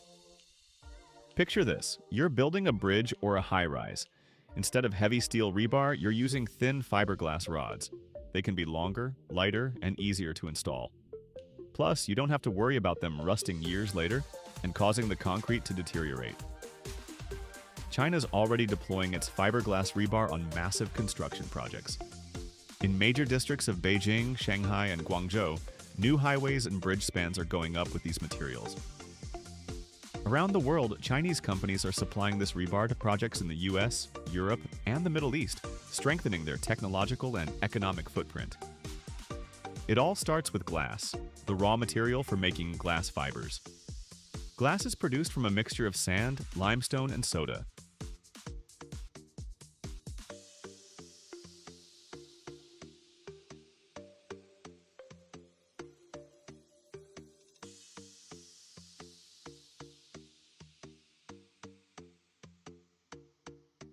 These ingredients head into massive industrial furnaces, cranking up the heat to 2,700 degrees Fahrenheit. Here, the mixture melts down into liquid glass. Then, molten glass flows through specialized openings, spinnerets, forming thousands of thin filaments. These fibers get cooled and gathered into bundles. This creates primary fiberglass, thin, flexible, and incredibly strong strands. To give the fibers their necessary properties, they're treated with a special chemical solution, an organic binder, or silane. This coating ensures a rock-solid bond between the fiberglass and the polymer matrix that comes next. The treated filaments get collected into bundles that can contain thousands of individual fibers. These fibers are oriented parallel to each other for maximum strength. Next comes the main event, forming the composite matrix. The raw material? Polymer resins, typically epoxy, polyester, or vinyl ester.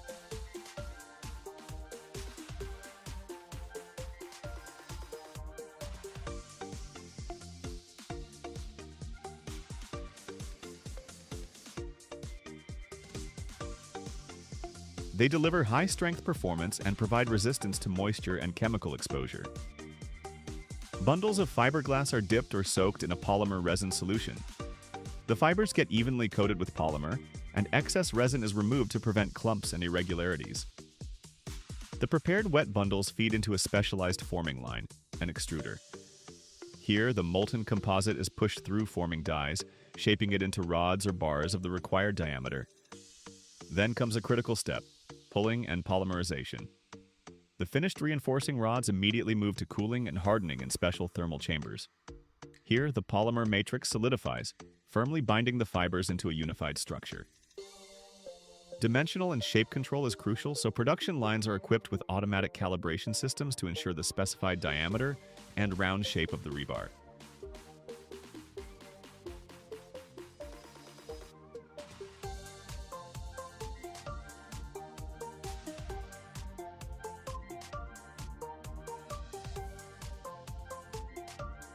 Standard diameter for fiberglass rebar ranges from 1/4 inch to about 1.5 inches, depending on the application. To ensure better adhesion to concrete, the rebar isn't left completely smooth. During manufacturing, it passes through forming rollers that create ribs, notches, or texture on the surface. This makes fiberglass rebar more effective for reinforcing concrete structures. It grips firmly in the concrete mass and won't slip under load. At the end of the production line, workers or automated systems cut the reinforcing bars to standard lengths, typically 20 feet or 40 feet. The bars are bundled into packages that are easy to transport and store. Each batch goes through testing for strength, flexibility, and corrosion resistance. Manufacturers often guarantee the rebar will last over 50 years, several times longer than traditional steel reinforcement.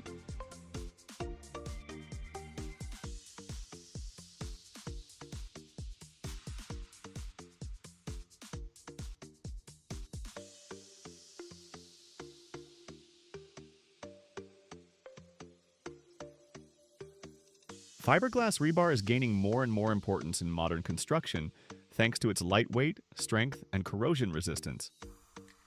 You're about to see some of the most interesting projects actively using this innovative material. Delhi Metro, Phase 4 in India. A massive metro project where this rebar is being used extensively to reinforce tunnels and structures. This helps extend the lifespan of the infrastructure and reduce the weight of construction materials.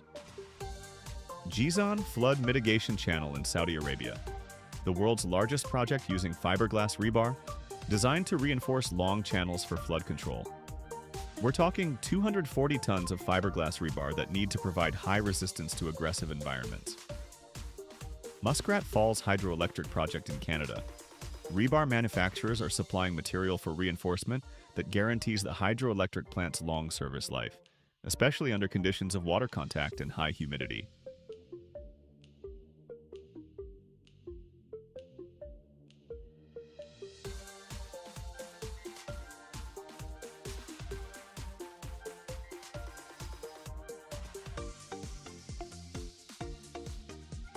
The Sunshine Skyway Rest Area Seawall in Florida, USA. A marine structure where fiberglass rebar is the ideal material due to its corrosion resistance in saltwater.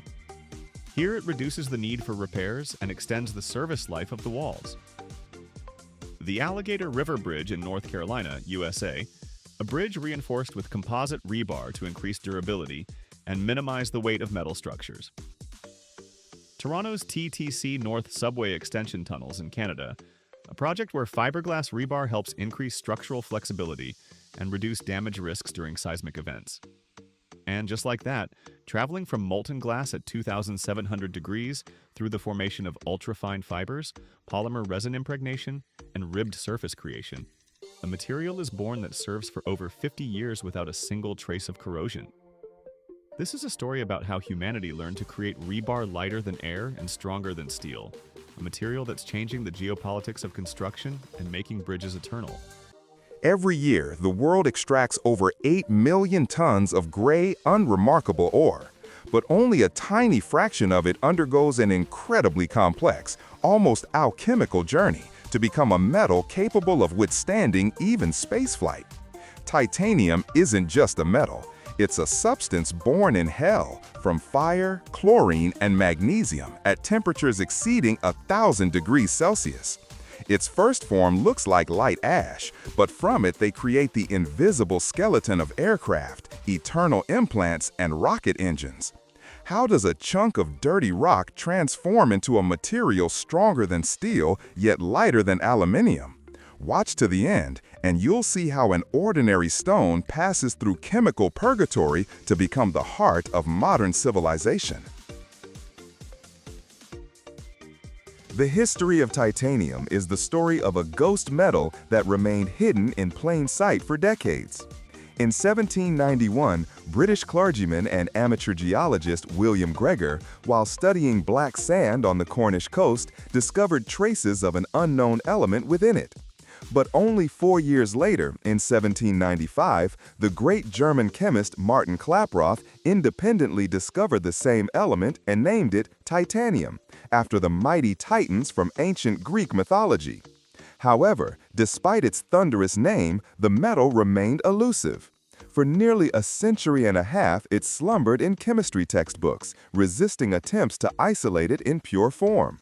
Only in the 20th century, thanks to breakthroughs by American chemist Matthew Hunter and Dutch scientists, did humanity finally manage to touch pure titanium.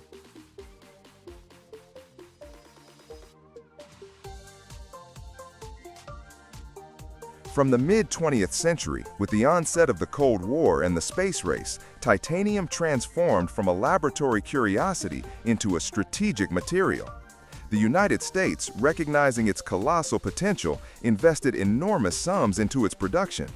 Titanium became the foundation for the legendary spy plane SR-71 Blackbird, capable of flying at the edge of space, and found its place in the construction of Apollo spacecraft. Titanium production begins with mining its ores, ilmenite and rutile. These minerals are found in the sands of Australia, Canada, and South Africa. After extraction, the ore undergoes multi-stage enrichment. It's washed, screened, separated from waste rock using magnets and gravity, yielding a dark, heavy concentrate. But this still isn't metal. This is merely titanium oxide, where it's firmly bound to oxygen.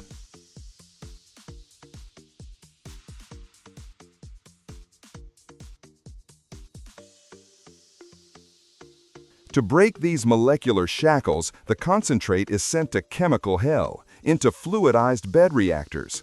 Here, at temperatures of 1,000 degrees Celsius, gaseous chlorine is blown into a boiling layer of ore and coal.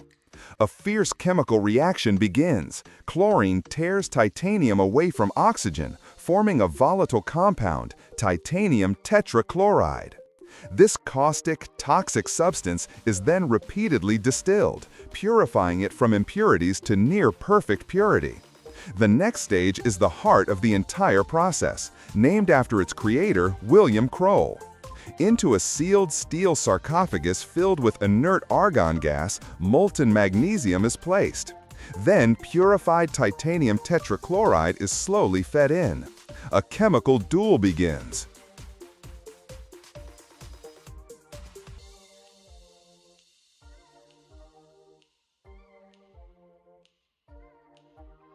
Magnesium, being a more reactive metal, literally rips chlorine atoms away from titanium. As a result of this battle, pure titanium settles at the reactor's bottom, but in the strangest and most unremarkable form imaginable.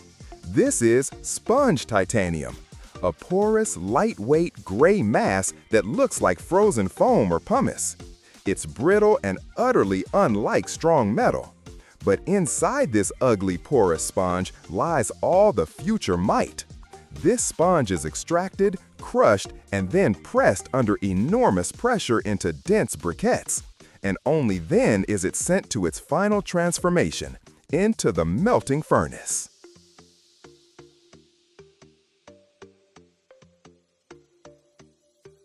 To transform sponge briquettes into a monolithic ingot, they're melted in vacuum arc furnaces. This is necessary because at high temperatures, titanium absorbs oxygen and nitrogen from the air with incredible greed, instantly making it brittle. Inside a sealed chamber, a powerful electric arc, like lightning, melts the briquettes, and liquid titanium flows into a copper, water-cooled mold. To achieve perfect uniformity, this process is repeated twice, sometimes even thrice.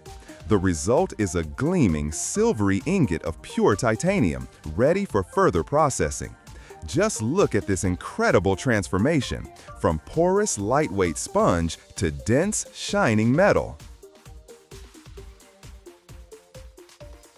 But pure titanium is merely the beginning. To create materials for aviation and space, it's transformed into alloys. To molten titanium, like spices in a chef's dish, other metals are added. Aluminium for lightness, vanadium for strength, molybdenum for heat resistance. Thus is born, for example, the most famous titanium alloy, T6Al4V, which became the workhorse of the aerospace industry. These alloys are remelted several times to achieve perfect uniformity. The next stage is mechanical processing. Giant ingots are heated red hot to make them malleable and sent under presses or rolling mills. With incredible force, machines bend the metal to their will, transforming it into sheets, rods, beams, and wire.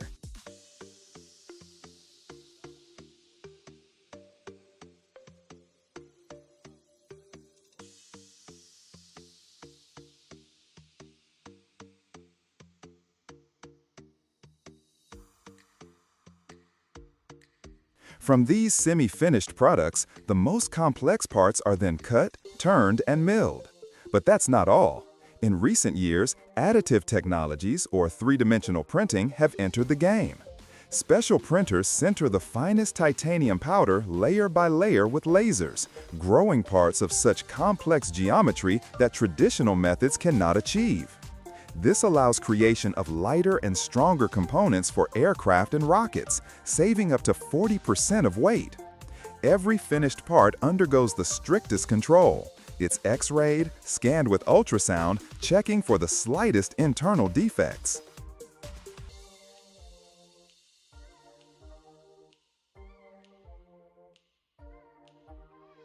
In aviation, titanium has become indispensable.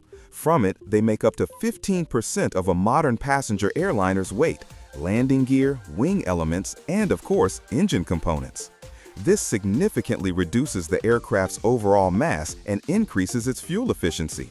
In the medical field, roughly 70% of all implants, such as artificial hip joints or dental prosthetics, are made from titanium.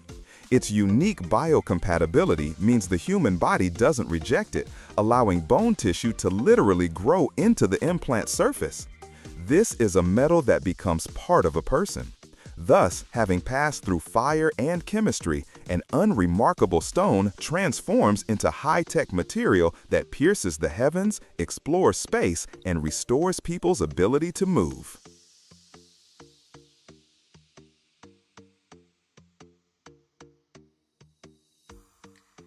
But titanium conquered not only the sky, but also the darkest ocean depths. At the height of the Cold War, Soviet engineers created something unthinkable: submarines of Project Lyra, known to NATO as Alpha. Their hulls were made entirely from titanium. This allowed them to dive to depths unreachable by the enemy and develop underwater speeds exceeding those of torpedoes. These goldfish, as they were nicknamed for their incredible cost, became underwater phantoms, invulnerable to magnetic detectors and capable of escaping any pursuit. Titanium is the only material capable of withstanding the colossal pressure at depths of 800 meters whilst remaining sufficiently light. Moreover, its absolute resistance to corrosion in salt water makes it an eternal material for the marine element.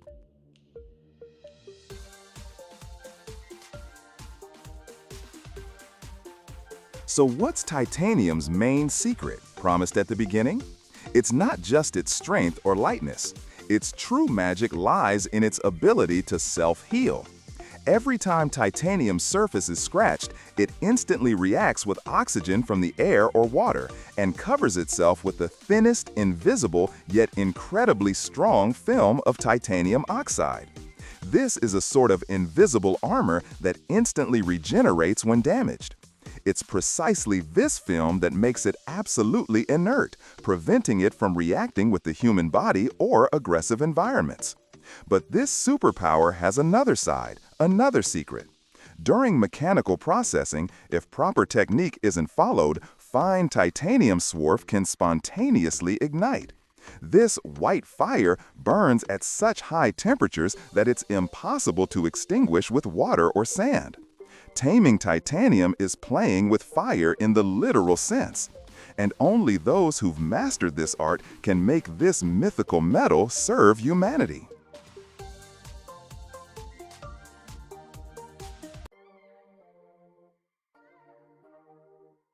Every year, the world produces billions of square feet of veneer, a petal-thin material hiding the strength and beauty of entire forests. Picture this. From a single log, you can get enough surface area to cover a football field. That's exactly why this industry is worth over $40 billion annually. From one perfect American walnut log, about 3 feet in diameter, you get anywhere from 10,000 to 30,000 square feet of unique surface. One log, almost an entire football field of veneer. Using veneer cuts the need to harvest valuable tree species by 98% compared to making furniture from solid wood. Instead of cutting down 20 trees to make 20 tables, you can harvest one perfect tree and leave the other 19 growing in the forest. But what's behind that number? How does an ordinary tree go through spa treatments, fiery tunnels, and encounters with scalpel-sharp blades to become luxury furniture? Watch closely. At the end, you'll discover a secret almost nobody realizes.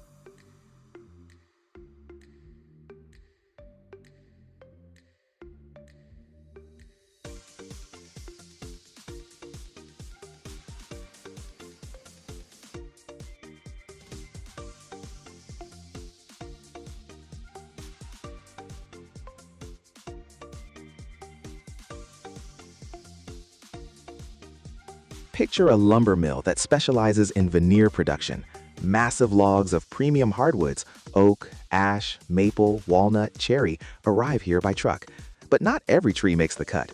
These have to be perfectly straight, tall trees with large trunk diameters, and most importantly, free of knots, cracks, and other defects for a significant height. Every knot is a scar that ruins the perfect grain pattern. That's why only the finest specimens are chosen for a veneer.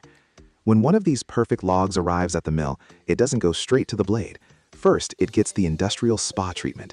The logs are submerged in enormous pools of hot water or placed in special chambers filled with hot steam. This isn't about cleanliness.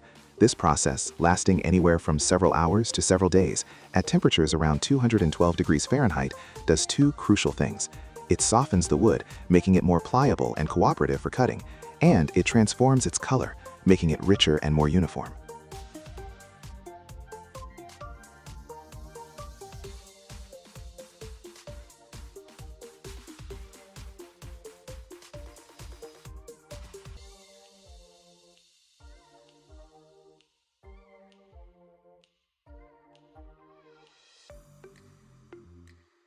After the hot bath, the bark gets stripped from the log.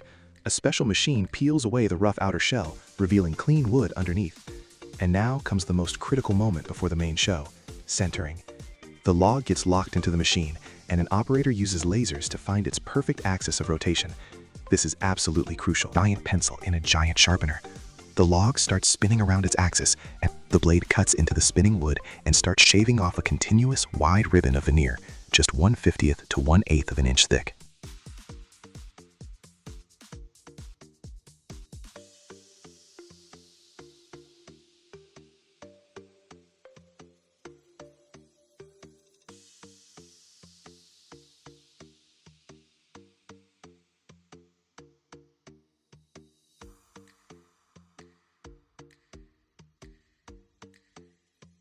It's like unrolling a paper towel roll. An endless, wet, flexible sheet comes out of the machine, which is then cut into pieces of the right size. This method is highly productive, but it creates a characteristic chaotic pattern that isn't always valued in high-end furniture. The second method, used to obtain the most beautiful decorative veneer, is called slicing. This isn't a sharpener anymore. It's the world's biggest cheese slicer. Here, a log, or part of it cut into beams, is firmly secured to a movable platform. Above it, or to the side, sits a massive, sharp blade. The platform with the wood moves back and forth, or up and down, and with each pass, the blade shaves off a single, perfectly flat sheet of veneer. It's a slower, less productive process, but it's what gives you that refined, linear, or figured grain pattern we value so much in expensive furniture. Depending on exactly how the log was cut before slicing, you can get different types of patterns: radial, tangential, mimicking the look of solid plank.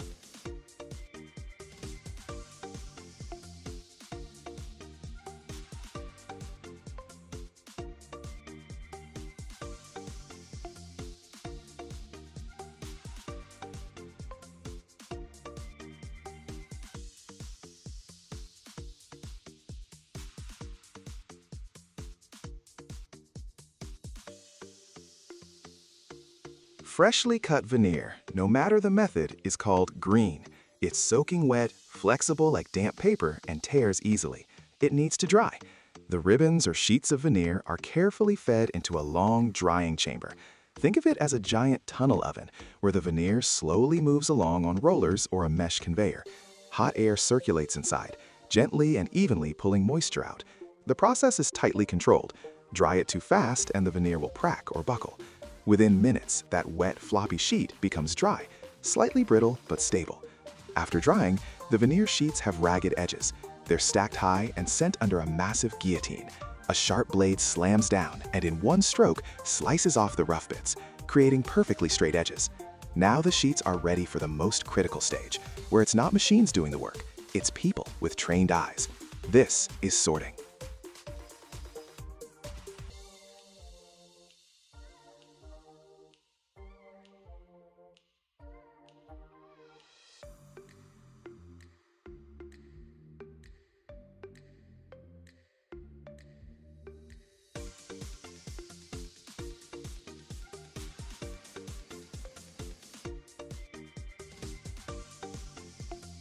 Specialists carefully inspect each sheet, evaluating its color, grain pattern, and any defects, then sort them into bundles by grade.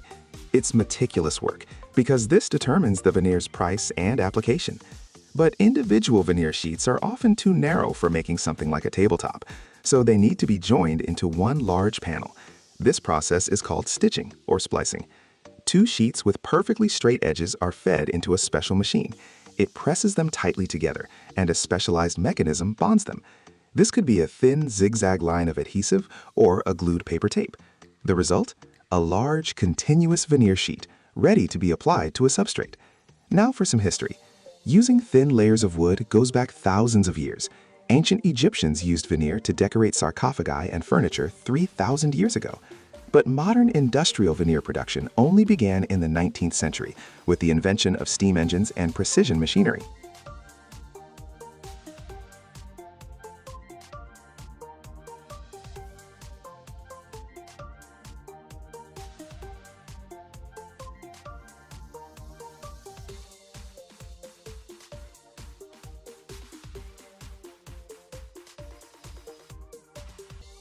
The first veneer peeling lathes appeared in the mid-19th century and revolutionized the furniture industry. Instead of sawing valuable wood species into thick boards and losing most of the material to sawdust, manufacturers could now obtain ultra-thin sheets, maximizing every inch of the log. The global veneer market is a massive industry, turning over more than $40 billion a year. The largest producers are China, the US, Germany, Italy, and Indonesia. Veneer isn't just for furniture. It's used in making doors, musical instruments, yacht interiors, luxury car interiors, and premium space finishes. But the most important application is plywood. Yes, ordinary plywood as we know it is multiple layers of veneer glued together with perpendicular grain direction. This exact structure gives plywood its strength and resistance to warping. And now the most impressive number behind veneer, its efficiency rating.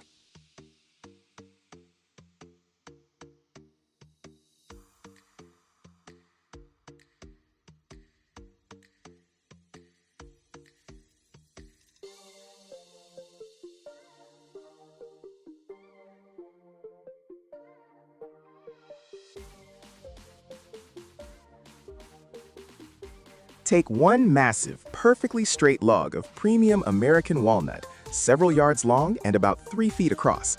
If you just sawed it into boards, you could make, say, one big table and a few chairs. Now here's the kicker. If you slice that same log into veneer just 24 thousandths of an inch thick, you can get anywhere from 10,000 to 30,000 square feet of unique surface. To put that in perspective, that's enough to cover almost an entire football field from a single log. Using veneer cuts the need to harvest precious hardwoods by 98% compared to making solid wood furniture. Meaning instead of cutting down 20 trees to build 20 tables, we can harvest one perfect tree and leave the other 19 growing in the forest. This makes veneer one of the most environmentally responsible ways to use wood.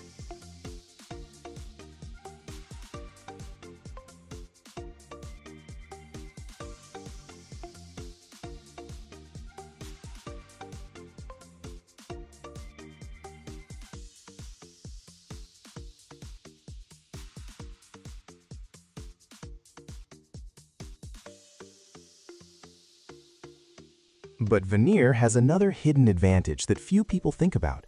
The thing is, the most beautiful, unique wood grain patterns are often found in the most unusual parts of a tree, where the trunk branches out, in burls, in the root section. If you saw a tree like that into boards, these areas often end up as scrap because they're too small or irregularly shaped. But with veneer production, even a small section with a unique pattern can be turned into several square meters of luxurious material. There are entire categories of exclusive veneer made from burls, wood growths with incredibly complex, swirling patterns. One burl the size of a soccer ball can yield enough veneer to finish an entire study, and this veneer can cost thousands of dollars per square meter. There's even a market for archive veneer, material made from trees cut down decades or even centuries ago and stored in warehouses. Some species of wood that are now protected or extinct can only be found in the form of this archive veneer.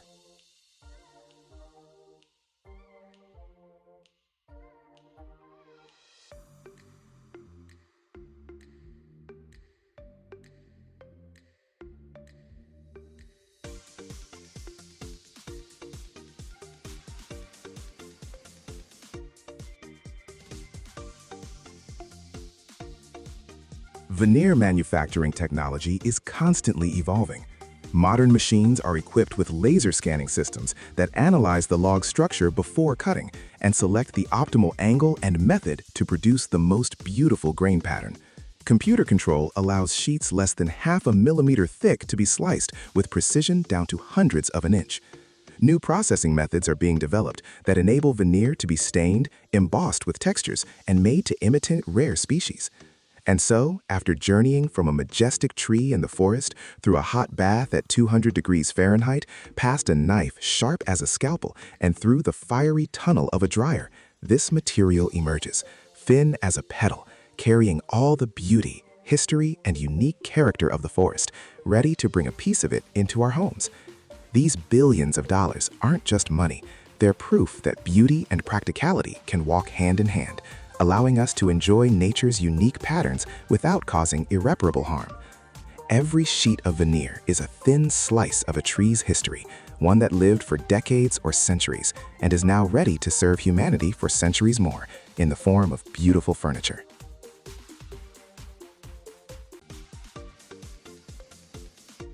Every year, millions of tons of wood waste are generated worldwide, and most of it could simply vanish into landfills. But this is where a remarkable story begins, transforming ordinary wood chips, shavings, and even old furniture into solid boards that become the foundation of our everyday comfort. This isn't just manufacturing, it's a second life for timber. Picture mountains of raw material as tall as a 5-story building disappearing into steel monster machines only to emerge in a completely new form. And right now, we're about to reveal all the secrets of this process, which combines scale, precision, and a touch of engineering wizardry.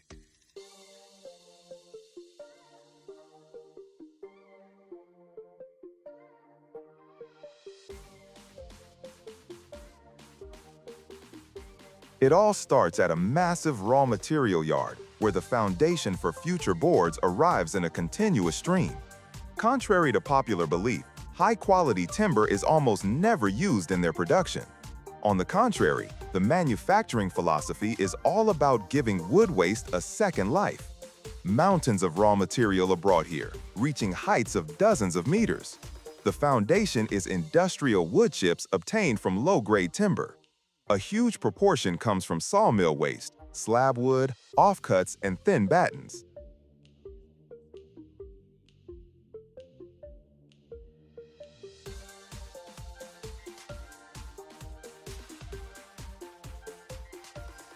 Wood processing waste is also heavily used, such as shavings and sawdust generated at furniture factories. A separate and important category is reclaimed timber. Old wooden pallets, crates, and even used furniture are given a chance at a new life as part of chipboard after thorough cleaning.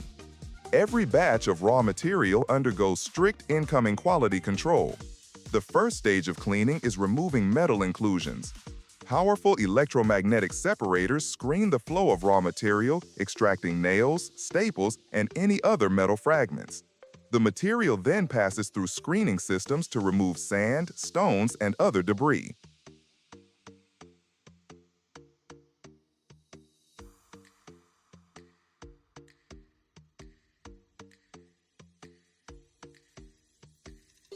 If whole logs are used in production, say 20-foot lengths, they must pass through a debarking machine. Inside a massive rotating drum or using special cutters, the bark is stripped away. This step is critically important because bark has a different structure, contains loads of dirt, and significantly deteriorates bonding quality. The prepared and cleaned timber begins its journey along a conveyor belt hundreds of meters long, carrying it towards the first stage of mechanical transformation. It disappears into the steel jaws of a giant chipping machine, an industrial monster the size of a small room.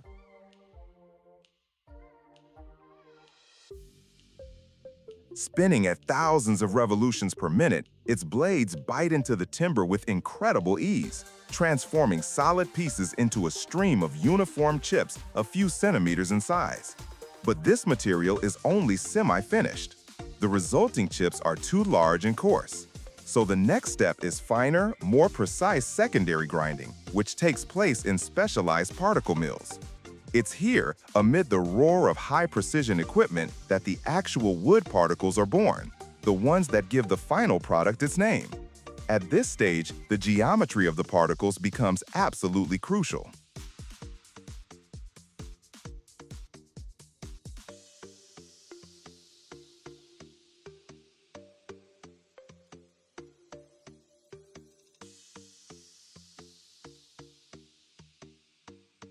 For the outer, face layers of the board, which will be responsible for its appearance, very fine, thin, and flat particles are needed. These are produced in knife ring fakers, which literally slice thin flakes off the chips, resembling cornflakes.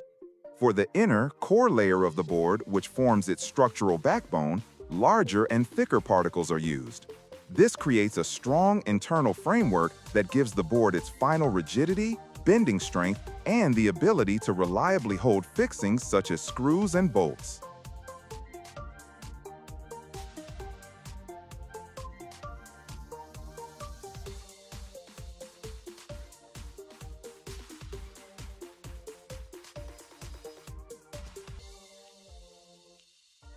The resulting moisture mass has varying moisture content, which is unacceptable for quality bonding. So all the particles are sent to one of the most crucial stages, drying. Typically, huge drum dryers are used for this. Particles flow continuously into a rotating drum where they're blasted with hot air. The final moisture content of the particles must be within a very narrow range, from 2 to 6%. If the particles are over-dried, they won't absorb the adhesive properly. If they remain too moist during hot pressing, excess steam can literally blow apart the board from within.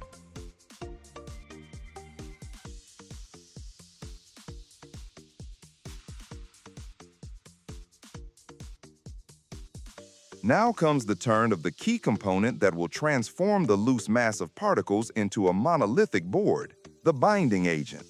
Most commonly, these are synthetic resins. The sorted particles enter special continuous action mixers.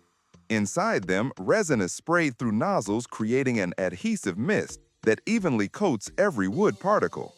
Resin dosage is critically important and typically ranges from 6 to 10% of the dry particle mass.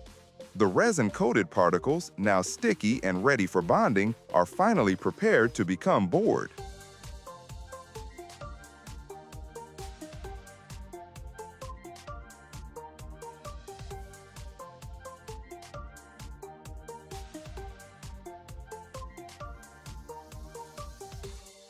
They're transported to a massive forming machine where scattered particles give birth to a continuous particle mat. This is where the engineering magic of creating a 3-layer structure happens. The forming machine is a complex system that sequentially and with high precision deposits particles onto a moving conveyor belt. First, it creates a perfectly even bottom layer using the finest fraction. Immediately after this, a significantly thicker middle layer is laid onto this foundation, consisting of large and strong particles. Finally, the entire mat is covered with another layer of fine fraction, creating a mirror image of the bottom layer.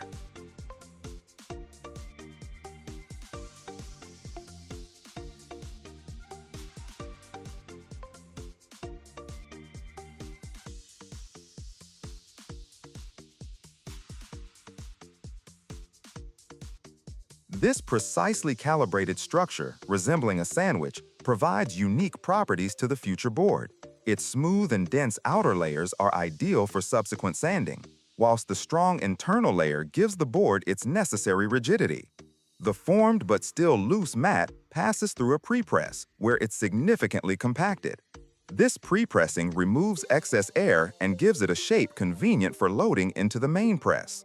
This is the culmination of the entire technological process. The pre-pressed and cut mat sections are fed into the hot press.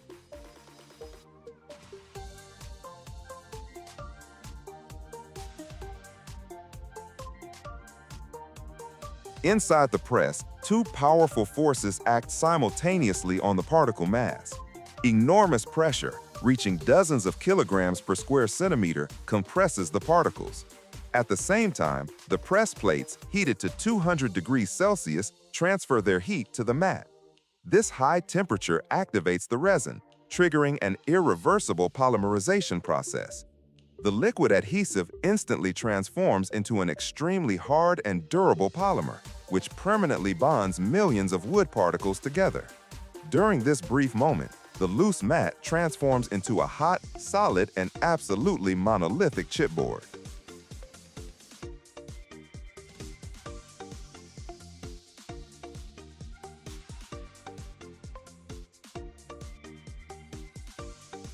Hot boards straight from the press can't be stacked immediately. They need to cool gradually to relieve internal thermal stresses. For this, they're placed in special star coolers, where they're ventilated for several hours. The next step is calibration and sanding. Boards pass through multi-head sanding machines, where wide abrasive belts remove a thin surface layer, bringing the board to its precise specified thickness and creating a perfectly smooth surface. At the final stage, large production boards are cut into standard commercial formats and their edges are trimmed. Finished products undergo strict quality control.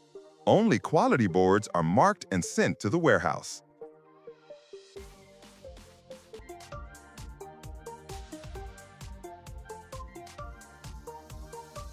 Every year, people around the world devour over 50 billion pieces of fried chicken, millions of burgers, and a billion pizzas. But hardly anyone stops to think about what's behind those perfectly golden crusts and aromas we've come to take for granted. What if I told you that inside these flavor factories, technologies operate with more precision than surgical instruments, and recipes are guarded more closely than military secrets? In this video, you'll see how the food the entire planet loves is made, from KFC's secret blend of 11 herbs and spices to Domino's billion pizza assembly line. Stick around until the end, and you'll learn things they've never revealed, even in their advertising.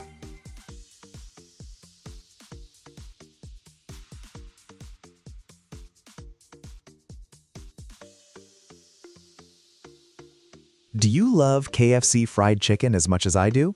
Its story doesn't start in a fryer, but on massive American farms where chickens are raised under the strictest safety standards.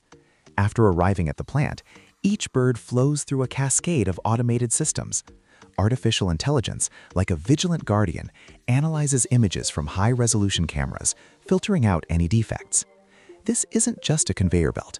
This is a river of raw material flowing through an incredibly complex control system. Only the best specimens, passing this digital selection, move to the next stage. This is the first level of guarantee that every single piece will be perfect.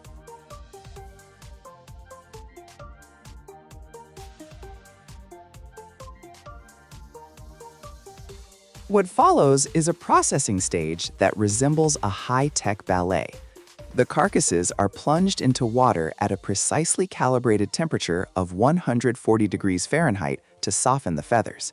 Then, automated machines equipped with thousands of rubber fingers spinning at tremendous speed strip away the plumage in seconds. These units can process up to 10,000 carcasses per hour. After that, laser-guided robotic cutters divide the carcasses into 9 standard parts with surgical precision, no more, no less. Every single piece gets weighed, scanned, and assigned its own digital footprint in the production management system.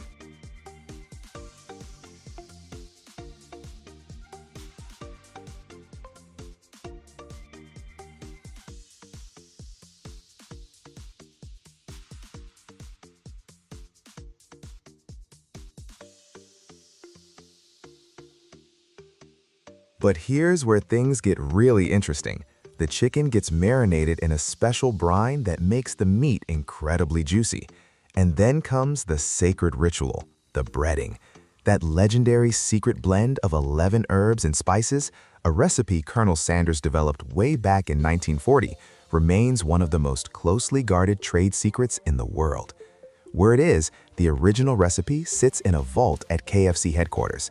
The blend ships to factories in 2 separate bags, and they only mix the contents right before breading. The breaded chicken gets fried in special pressure fryers at 375 degrees. It's that pressure that locks in the juiciness inside while creating that iconic crispy coating outside.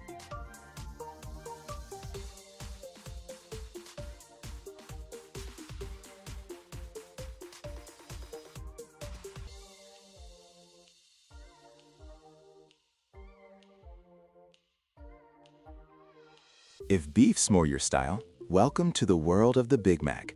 McDonald's uses only 100% beef from verified suppliers. After rigorous inspection, the meat's ground and formed into patties weighing exactly 1.6 ounces. This precision isn't a quirk, it's what guarantees each patty cooks perfectly. To preserve freshness without preservatives, the patties undergo flash freezing at 0 degrees Fahrenheit. This allows ice crystals to form instantly without damaging the meat structure. Big Mac buns are baked on automated lines, where the dough is mixed, shaped, and topped with exactly the amount of sesame seeds the standard requires.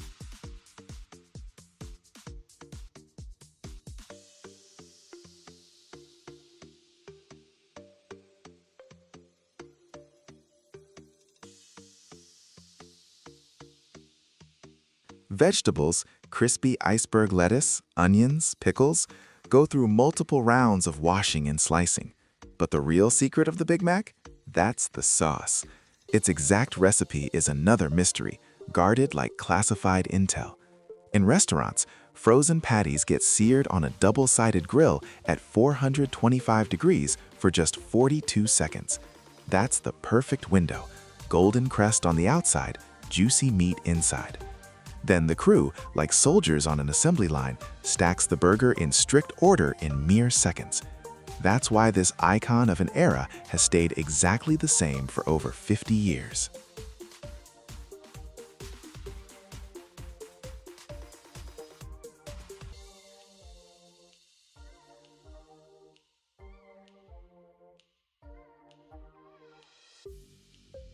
Did you know the Domino's pizza story started with a $500 debt?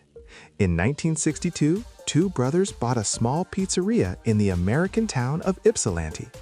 Their main promise, which became the driving force of the entire industry, pizza delivery in 30 minutes. This rule sparked a revolution. Today, everything starts with the dough. At giant facilities, flour, water, yeast, and oil get mixed in industrial mixers. The dough rises in chambers with controlled humidity and temperature. Then it's divided into portions, shaped into round bases using presses, and flash frozen. That's what makes it possible to deliver identical dough to thousands of pizzerias around the world.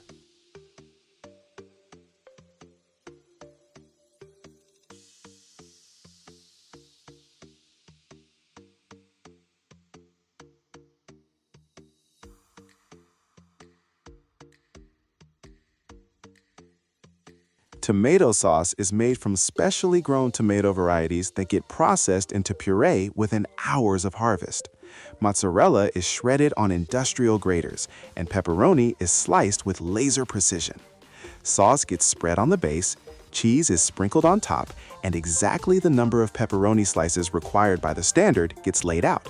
Then the pizza heads into a conveyor oven at around 500 degrees Fahrenheit. Domino's Pizza is the world's largest pizza chain, cranking out roughly 1 billion pizzas every year. Their newest automated dough production center in Indiana can produce enough raw dough for tens of thousands of pizzas daily.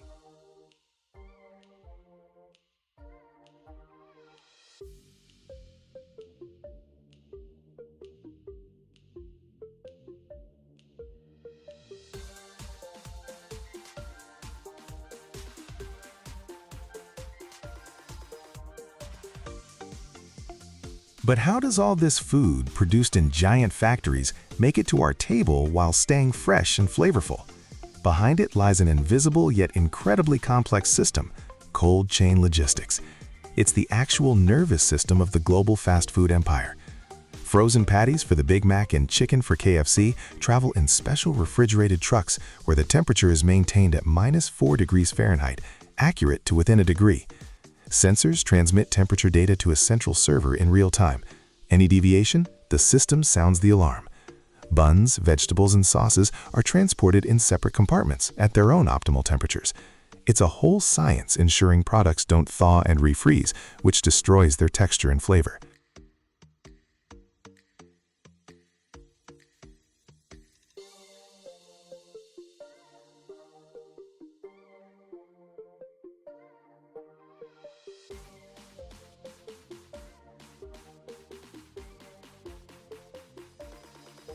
Why does a Big Mac in Tokyo taste exactly like one in New York?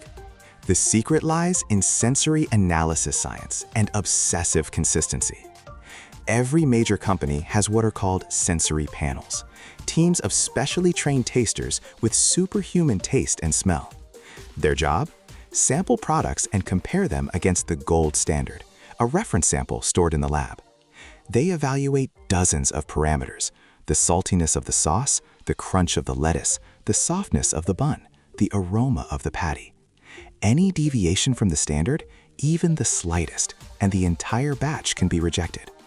It's a genuine flavor DNA code that companies replicate and reproduce worldwide. So no matter where you are, you always get that same familiar taste from childhood. So what's the main secret promised at the start? It's not 11 herbs and spices, and it's not some sauce recipe. The real secret these giants are hiding is creating consistency. It's psychology. The secret is they're not just selling food, they're selling comfort. In a world full of uncertainty, you always know exactly what your Big Mac or chicken wing will taste like. This isn't just lunch, it's an anchor of stability, a flavor that hasn't changed in years and decades. They took the most complex processes, from animal genetics to global logistics to flavor chemistry, and packaged them in a simple cardboard box. And they made us believe it's simple, fast, and always tastes the same. And that's their real genius.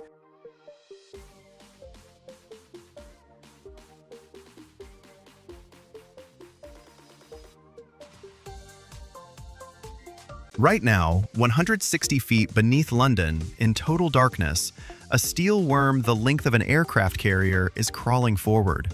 Inside it, a factory floor with conveyor belts, a cafeteria, toilets, and 40 engineers. The machine digs the tunnel it's traveling through. It lays concrete walls behind itself. It replaces its own teeth on the move. This is a TBM, a tunnel boring machine. The head with a cutting wheel as tall as a 6-story building. Total length of the whole assembly, 1,300 feet. Weight, 10,000 tons, like the Eiffel Tower lying on its side. One of these costs more than a 5th-generation fighter jet. And if it gets jammed in the rock, they won't retrieve it. They'll abandon it. Pour concrete over it and leave it there forever. Under London alone, 8 such machines are already buried. And there's one trick that lets a TBM chew through solid rock at 33 feet per day without stopping for a single second. I'll show you that trick right at the midpoint of this video. But first, let's go inside the steel worm.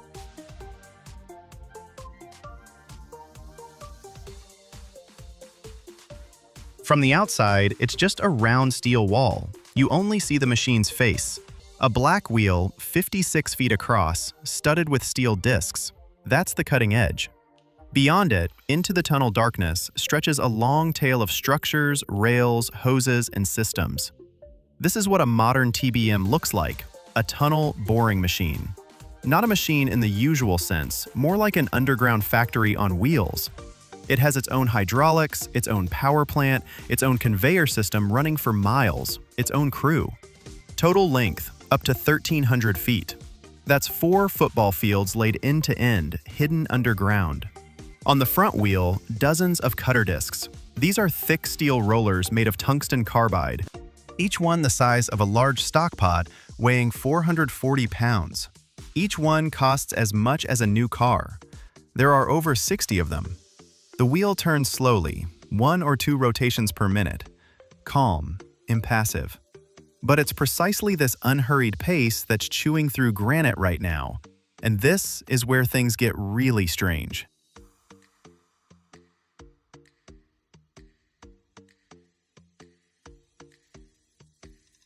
Cutter discs don't saw rock, they crush it.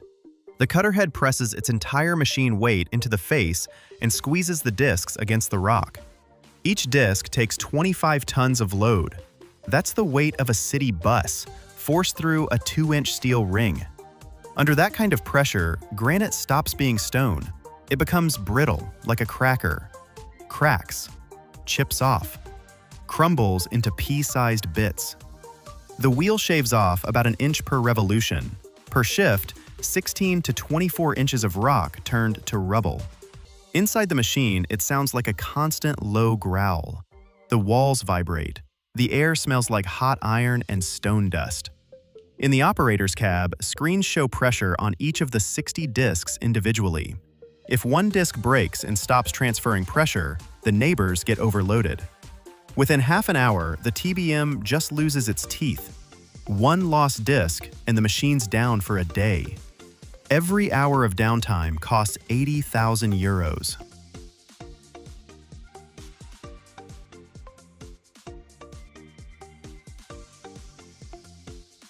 But that's only one task. The rock being cut has to go somewhere. Right behind the cutting wheel sits a massive funnel, the machine's shield. Everything the wheel chews up dumps in here. Next up, the conveyor belt. A long rubber belt, about 3 feet wide, runs through the entire TBM, backward through the whole 1,300-foot train all the way to the tunnel exit. In a single shift, 5,000 tons of rock travel down this conveyor. That's 200 dump trucks packed to the brim. 200 truckloads of underground debris every 12 hours. And that's just from one machine. If the rock's dry, the conveyor coughs up dust and rumbles with stones. If there's water at the face, behind the machine flows a real underground river of liquid mud.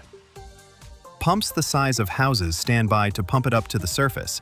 If they fall behind, the TBM starts to drown. And right now, as we speak, something that should be impossible is happening. The machine is simultaneously cutting rock and moving forward, pushing itself 10 meters a day. Here's how.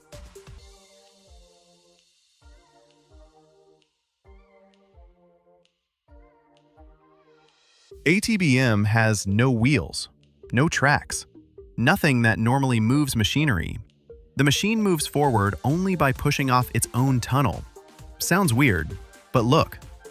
Around the perimeter of the body sit hydraulic jacks, about 20 of them, each one thick as a utility pole. Together, they can push with a force of 100,000 tons. That's the weight of 17 Eiffel Towers directed at a single point.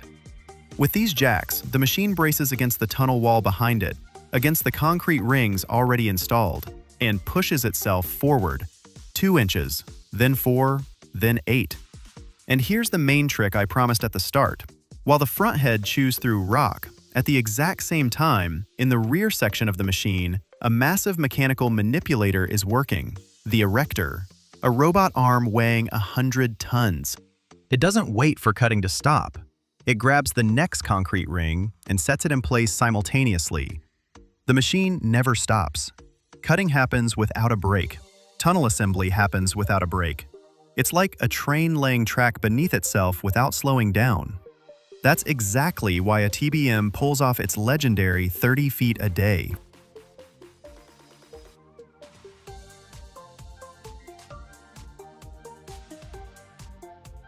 The concrete rings that make up the tunnel aren't poured on site.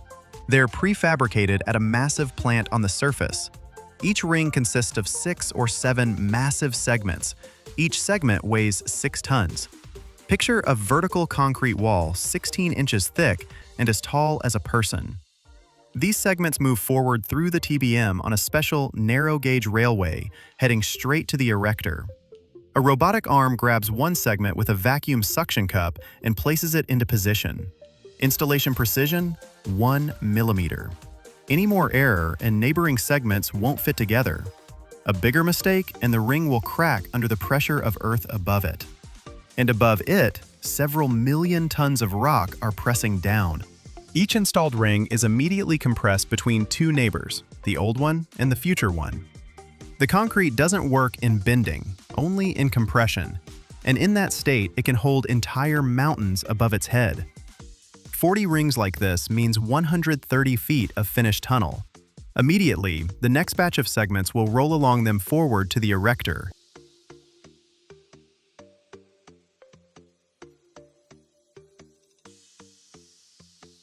Every 3 to 4 miles, the cutter discs wear down to nothing. Sharp edges turn into smooth pucks. They have to be replaced. And this is the most dangerous part of the entire TBM operation. The wheel sits at the front of the machine, underground, under massive pressure from water and soil. You can't just pop open a hatch. A ton of liquid mud under pressure will come flooding in. So they use a hyperbaric chamber. Before replacement, the air in front of the wheel gets compressed to 5 atmospheres. That's the pressure of a submarine at 150 feet. 2 workers in specialized suits enter the chamber, go through airlock procedures, and end up right at the cutting wheel. They've got 15 cutters to swap out per shift. Time limit: a few hours. If the compressor fails, pressure drops, the face collapses. If a worker slips up, a sharp-edged disc weighing 450 pounds slides off and snaps bone like a twig. After the shift, reverse airlock, an hour of decompression. Otherwise, your blood boils from the inside. It's the work of divers underground.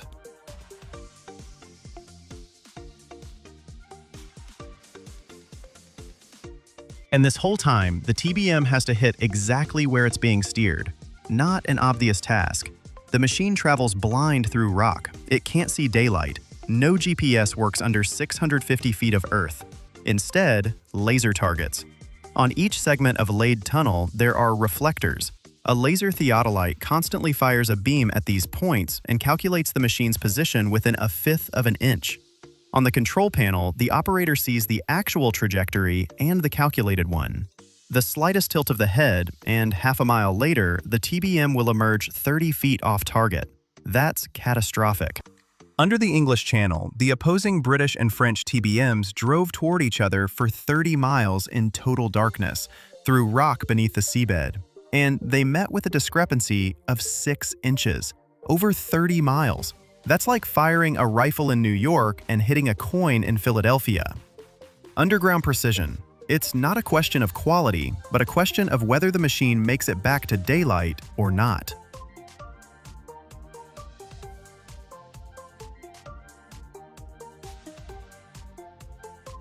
When the tunnel's done, the TBM reaches the finish.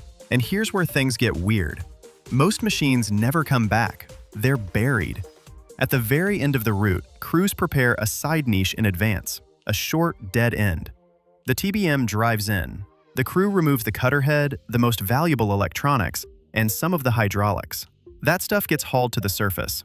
Everything else, the 300-foot-long body, the conveyor, the erector, the motors, stays in the niche forever. The crew fills the machine with concrete and walks away. The reason? Cold, hard economics. To turn around and drag a beast like that back out, you'd have to rebuild its entire route in reverse. That costs more than making a brand new TBM. Under London, 8 of these machines are already buried. Under the Bosporus, 2. In the Alps beneath the Gothard, 4. Across Europe right now, dozens of buried TBMs lie underground. Each one, a steel tomb as long as an aircraft carrier, and no one will ever see them again. Every subway station you walk through, bored by a TBM. Every rail tunnel in the Alps. Every drainage collector under a major city. London's Crossrail, 26 miles. Gotthard in Switzerland, 35. Brenner between Austria and Italy, 40 miles. The longest tunnel in human history. Without TBMs, none of this exists. A modern city isn't just what you see above ground. It's also the dark miles of infrastructure where trains run, water and sewage flow, cables race. Each of these miles is impossible to dig by hand, only with a machine the length of an aircraft carrier, with its own workshop, its own cafeteria, and its own tomb at the end of the line. And if you want to see how they make those concrete rings themselves, inside a massive open-air factory, check out the next video about tunnel segment production. Every year in Dubai alone, over 1 million tons of asphalt are produced, and that number is constantly rising. Imagine it, tankers carrying millions of barrels of crude oil dock at Jebel Ali port. The oil is distilled in reactors at over 350 degrees Celsius, and a black, heavy residue is transformed into an advanced, elastic bitumen. Then come minerals from the mountains of Fujairah, processed at hundreds of tons per hour, blended in automated mixers, and transported in insulated trucks. This is the engineering magic that gives Dubai roads that neither melt in the sun nor crack in the night. Watch until the end, and you will discover the secret that makes this asphalt tougher than the desert itself.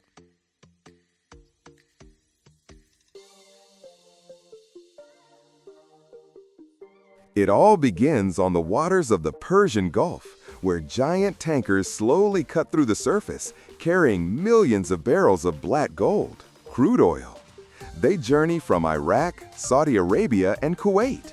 When a tanker docks at a port in the UAE, such as Jebel Ali, a process begins where men and machines work as a single organism.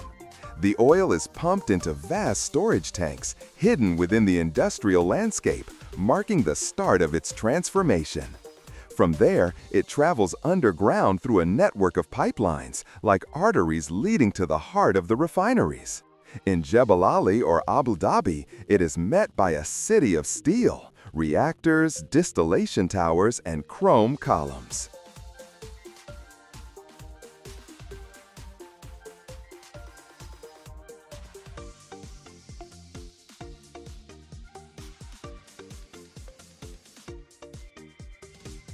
Here, the crude oil is heated to over 350 degrees Celsius to separate it into fractions. Lighter components, petrol, diesel, kerosene, vaporize first.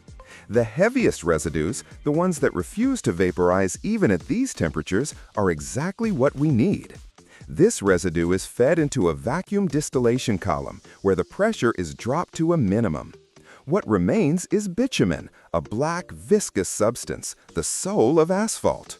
On its own, however, this bitumen is too thick and brittle for road construction, especially in a desert where the surface temperature can reach almost 50 degrees. So it must be modified.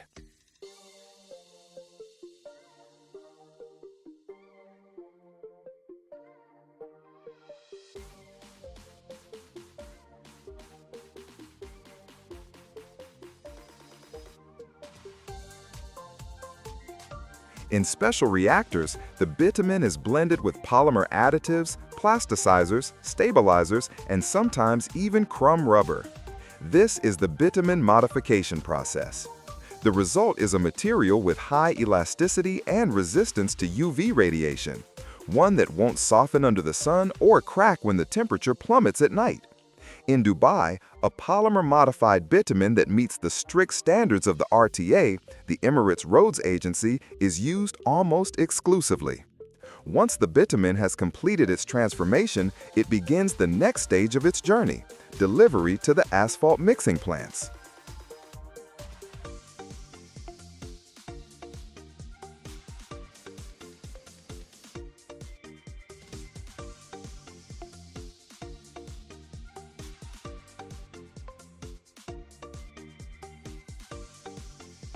The modified bitumen is transferred from the reactor into insulated storage tanks which maintain its temperature at around 175 degrees. In this liquid state, it remains perfectly uniform. It is then pumped through high-pressure sealed pipelines to the nearby plant or loaded into road tankers with special thermal containers. These tankers are built with a double-skinned steel body and a thick insulating layer. The drivers undergo special training. They must maintain a steady speed and monitor temperature sensors in real time. If the temperature begins to drop, an onboard heating system activates.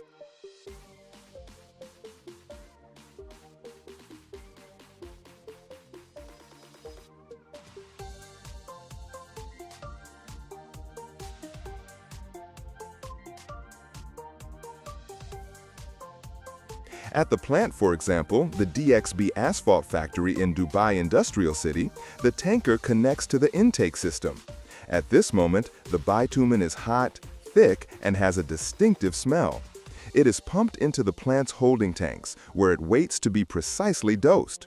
From this point on, it is no longer just a material. It is a component in a formula, where the weight, viscosity, and temperature of every ingredient will determine the lifespan of the road it is destined to become. One of the largest plants is the DXB asphalt factory. Here, the bitumen is heated to 160 degrees and mixed with mineral aggregates, gabbro, basalt, and quartz sand. Gabbro is a dark volcanic rock quarried in the mountains of Fujairah.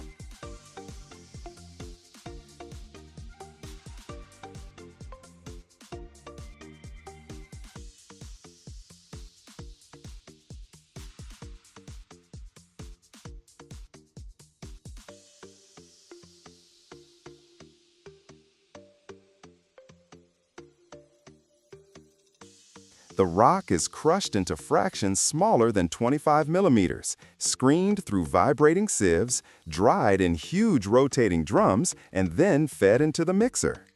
Inside, the bitumen and aggregates are combined into a hot, uniform mass known as hot mix asphalt. The temperature of the mix is 160 degrees. It must be perfectly homogeneous, with a precise ratio of components. After mixing, the asphalt is transferred to insulated silos where it can be stored for no more than 6 hours. From there, it is loaded into insulated trucks for the final journey. On site, the asphalt is laid by paving machines and then compacted by rollers, first vibratory, then static.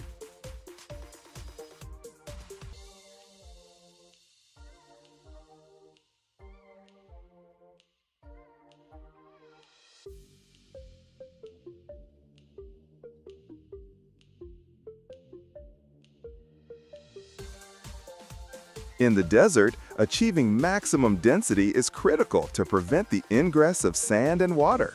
Compaction is done in multiple passes, and the temperature of the asphalt must not drop below 120 degrees Celsius during the process. If it does, the mix loses its workability and the road's integrity is compromised.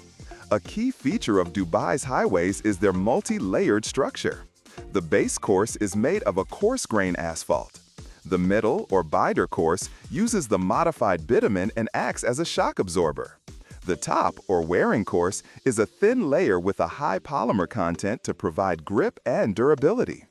In some cases, reflective minerals are added to reduce heat absorption.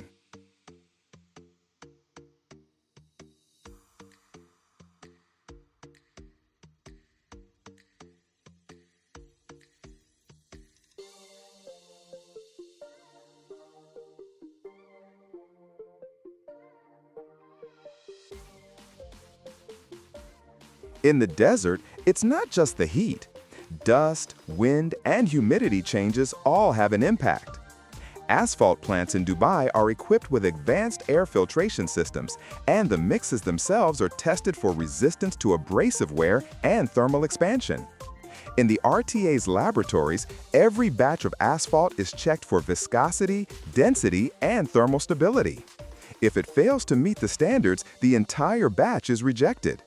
This journey, from oil tanker to finished highway, takes several days, but involves dozens of quality control stages. And it is because of this meticulous process that Dubai's roads can withstand the daily punishment from thousands of vehicles without melting under the desert sun.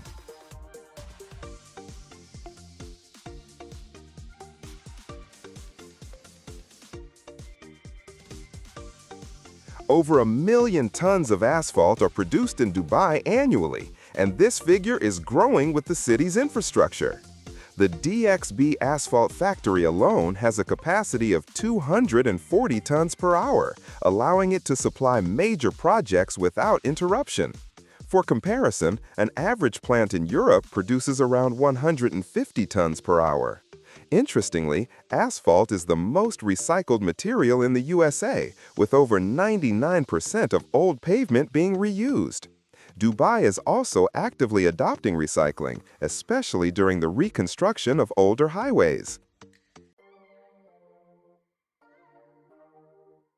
68 million tons. That's exactly how much aluminum humanity consumes in just 1 year. This enormous figure stretches from fizzy drink cans and window frames to the wings of gigantic aircraft. But have you ever wondered how we satisfy such enormous demand without depleting Earth's resources? The answer lies in a revolutionary innovation that's transformed the entire industry: aluminum recycling.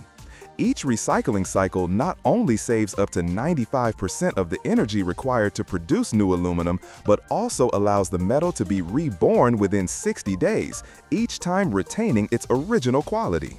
In this video, you'll witness aluminum's extraordinary journey, from discarded waste to gleaming products that return to everyday life.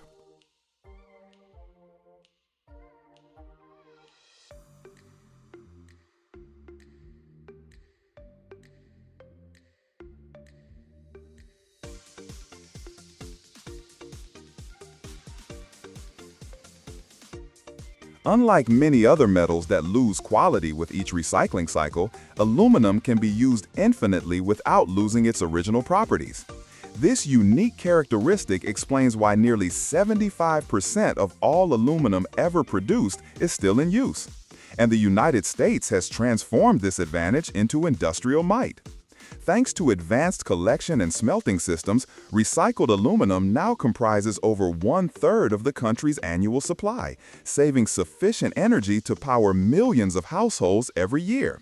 But the benefits aren't merely economic. Aluminum recycling also plays a critically important environmental role. Each ton of recycled aluminum prevents up to 9 tons of carbon dioxide emissions, representing tens of millions of tons of greenhouse gases that don't enter the atmosphere annually.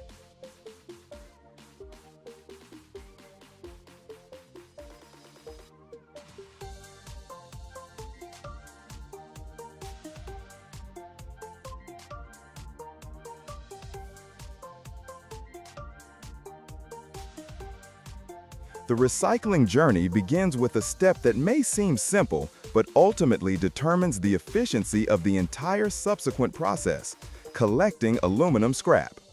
In the United States, the world leader in aluminum recycling, this system operates on an enormous scale.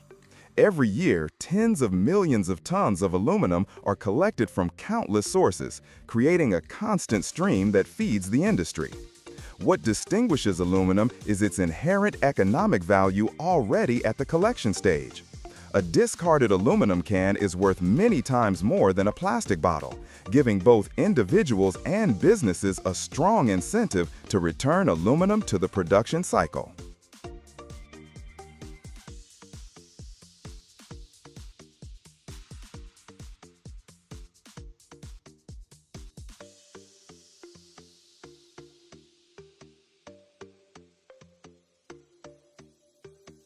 From collection points across the country, convoys of lorries laden with aluminium scrap steadily roll into enormous sorting yards. Each vehicle is weighed, registered, then its container is tilted to discharge the load onto conveyor belts. Beer cans from supermarkets, food trays from residential areas, and industrial aluminium scrap all converge into towering heaps of shimmering metal resembling silver mountains. Right on site, technicians conduct quick preliminary inspections, promptly rejecting any batches contaminated with excessive impurities or hazardous materials. The atmosphere at the yard is always tense. Thousands of tons of aluminium arrive daily, making this facility the genuine front line of the recycling process.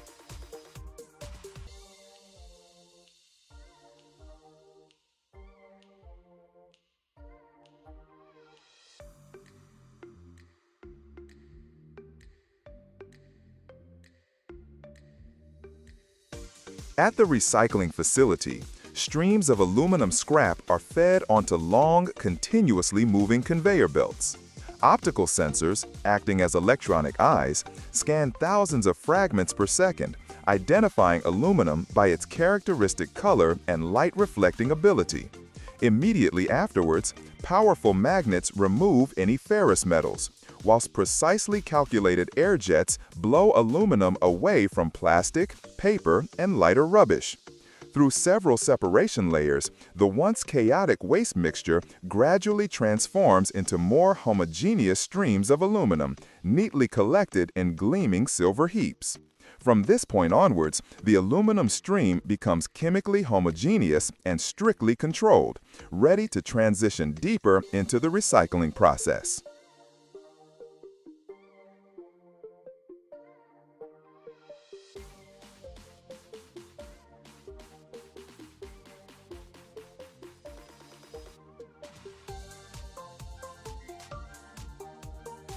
After separation, aluminum scrap is fed into a massive shredding system. Conveyor belts constantly drop beer cans, food trays, and industrial scrap onto counter-rotating steel rollers studded with sharp teeth. With intense crushing force, the metal is instantly destroyed, sending sharp metallic clicks echoing throughout the workshop. In just a few revolutions, hundreds of kilograms of aluminium are drawn inside and shredded into small fragments. A vibrating sieve system controls output size, guaranteeing that all shredded aluminium is reduced to uniform size, creating stable, homogeneous raw material for the next stage.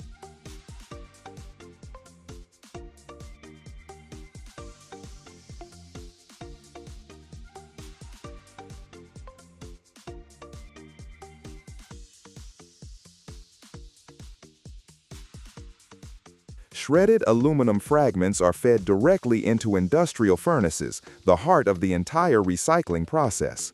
Depending on scrap type and desired end product, the plant may use reverberatory furnaces, rotary furnaces, or electric arc furnaces.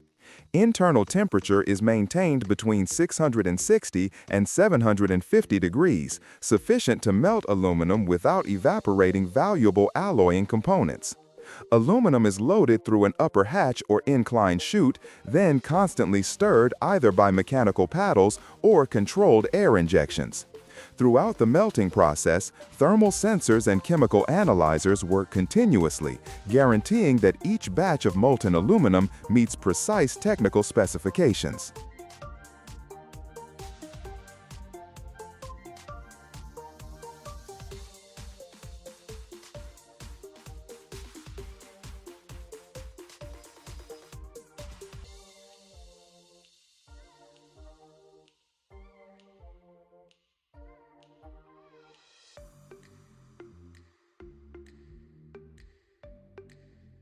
Even after complete melting, aluminum still contains countless hidden impurities invisible to the naked eye. Aluminum oxides, furnace dust, paint residues, and even oils. To eliminate these contaminants, the plant conducts a refining process directly in the furnace. The most common method is fluxing. A special fluxing agent is added to the molten aluminum. Upon reacting, the flux binds with impurities, forming a light floating slag layer on the surface. This layer is then removed, leaving behind purer, refined metal. In more advanced systems, inert gases such as argon or chlorine are injected under low pressure. These microbubbles permeate the molten mass, capturing excess oxygen and hydrogen and carrying them to the surface.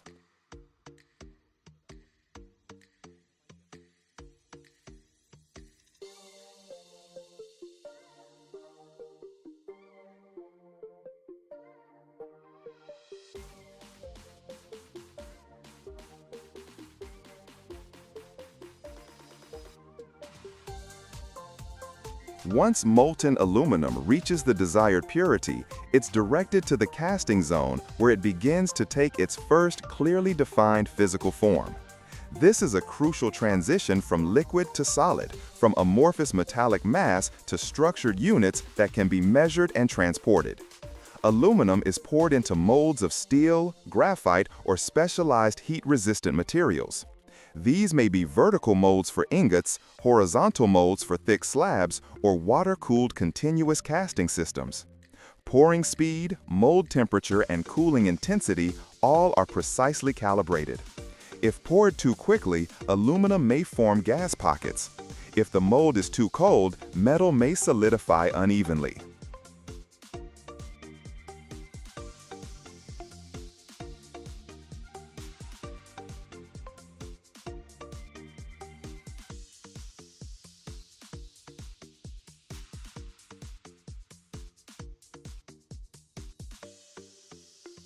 Once aluminum solidifies inside the mold, a hydraulic system carefully pushes out the solid metal. Mechanical clamps grasp the heavy ingot, often weighing dozens of kilograms, lifting it and placing it onto a parallel steel conveyor. The sound of grinding metal echoes throughout the casting shop, whilst the surface of each ingot still glows faintly red from residual heat. One after another, ingots are extracted in rhythm with equipment operation, lining up in neat rows on the moving belt. Sensors quickly scan each piece, checking shape and dimensions. From the casting zone, rows of solid aluminum ingots begin their journey forward, perfectly aligned like metallic bricks, marking completion of a full production cycle.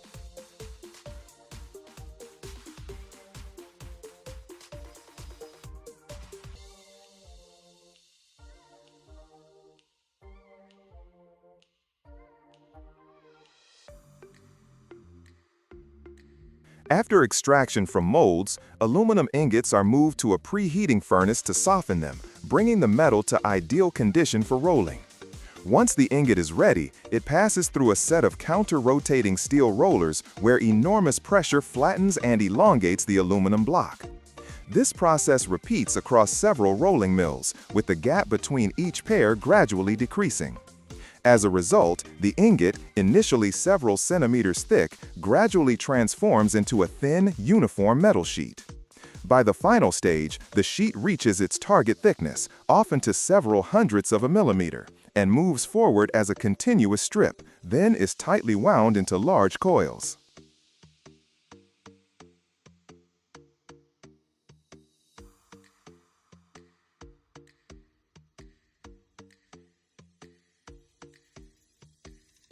Amongst countless products made from recycled metal, the aluminum can is the brightest proof of recycling's power, returning to shop shelves in just a few weeks in completely new form. From massive aluminum coils, the can forming process begins with stamping thin sheets into flat circular discs. These discs are fed into a deep drawing press where in one stroke the metal is stretched into a small cup shape. Then the aluminum cup passes through a series of dies, with each stage making the can taller and its walls thinner. Finally, the outer surface is decorated using high-speed rotographer printing, allowing thousands of cans per minute to receive precise labels.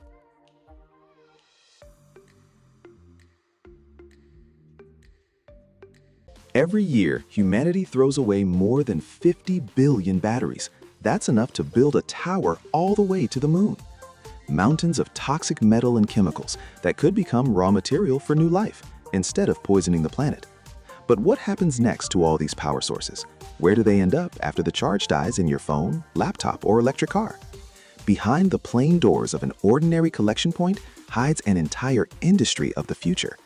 This is a world of giant shredders that grind metal into dust, magnetic separators that sort the invisible, and furnaces reaching temperatures of 3,000 degrees Fahrenheit, hotter than the mouth of a volcano. And here's the best part. By the end of this video, you'll find out what actually happens to the lithium that once lived inside your battery, and why this process is called urban mining for 21st century treasures.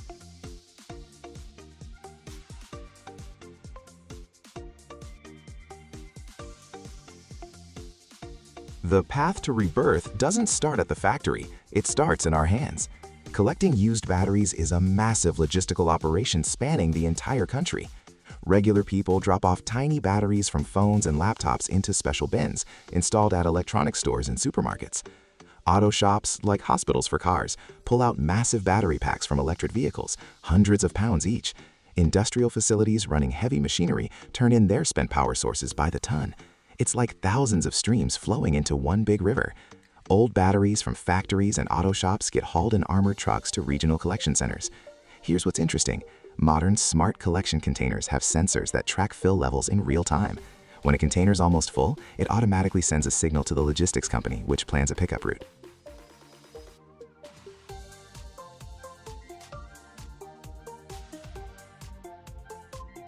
When mountains of collected batteries arrive at the sorting facility, one of the most complex and critical stages begins. Batteries come in dozens of different types. Lithium-ion, like the one in your smartphone, nickel metal hydride from old toys, lead acid from cars. Mixing them during recycling is like mixing sand with sugar.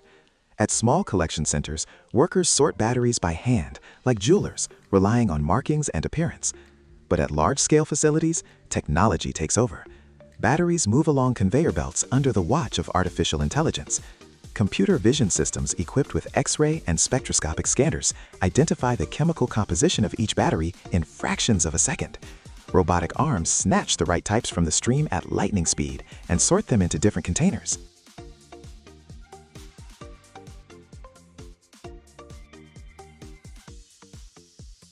Despite automation, human oversight remains irreplaceable.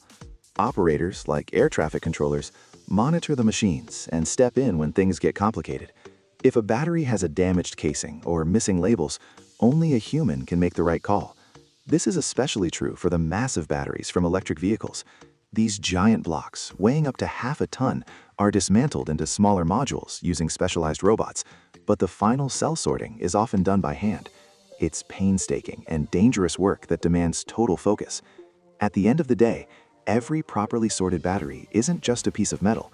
It's a chance to return the most valuable rare earth elements, like cobalt and lithium, back into the economy, and to reduce the enormous damage caused by mining them in the first place.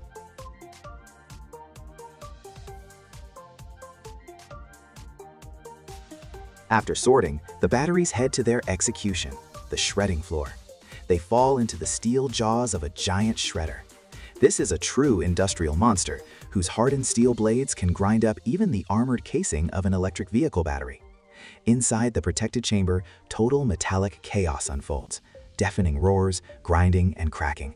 Batteries literally torn into tiny pieces. But this process is extremely dangerous. Any energy left in a battery can lead to fire or explosion. To prevent this, engineers developed several brilliant solutions. Before shredding, batteries are often subjected to cryogenic freezing in liquid nitrogen at temperatures of -320 degrees Fahrenheit. This not only makes the metals more brittle, but also completely neutralizes any chemical activity. Some shredders operate in sealed chambers filled with inert gases to eliminate contact with oxygen.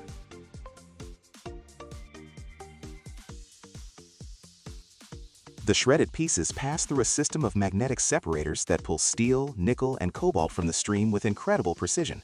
But the most valuable thing is the fine black powder that settles in specialized dust collectors. It's known as black mass. Right here in this unremarkable-looking dust lie the real treasures of the 21st century: lithium, cobalt, manganese, and graphite. Plastic residue and traces of electrolytes get washed away with special solutions. Engineers in armored control rooms monitor the process through thick glass, controlling temperature and pressure. If a battery does explode, the system instantly snuffs out the flash, and the process doesn't stop for a second.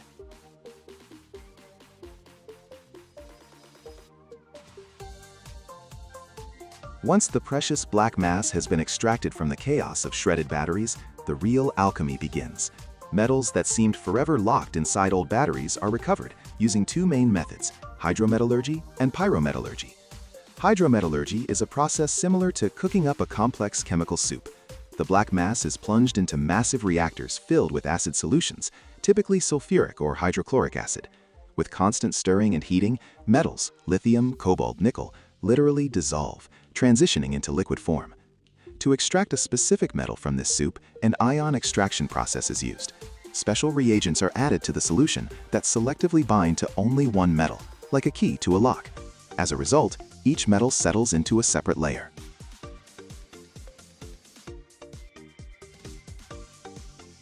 If hydrometallurgy is delicate chemistry, then pyrometallurgy is the primal force of fire. Here, everything literally burns and melts. The black mass gets loaded into a massive arc furnace, where temperatures reach nearly 3,000 degrees Fahrenheit. At that kind of heat, metals melt, and plastic and other organic remnants simply burn away. The molten mass separates under gravity, like oil and water. Heavier metals, such as cobalt, nickel, and copper, sink to the bottom, forming a valuable alloy. The lighter lithium stays in the top layer, in what's called slag. Then this slag is extracted and processed separately to obtain pure lithium. This method is faster and handles larger volumes, but it's also more energy intensive.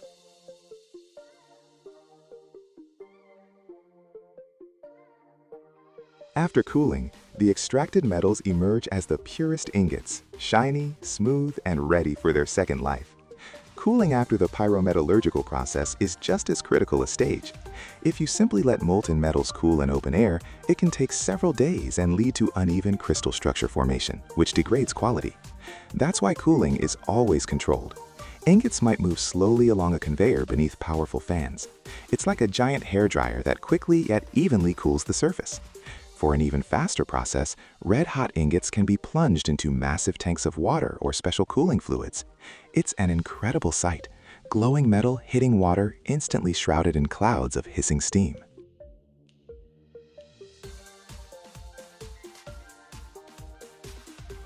Sometimes they use combined cooling too, air cooling first, then water cooling, to reduce internal stress in the metal. Controlled cooling ensures a uniform metal structure, which is critical for reuse, especially in manufacturing new high-tech batteries. The recovered lithium, now in the form of ultra-pure lithium carbonate, heads back to factories to become the heart of new batteries that'll power electric cars or even your phones. Nickel can become part of super-strong alloys for turbines that generate energy from wind, and cobalt becomes an irreplaceable component in complex medical equipment. We're literally closing the loop. Old, discarded batteries give life to new, cutting-edge technologies.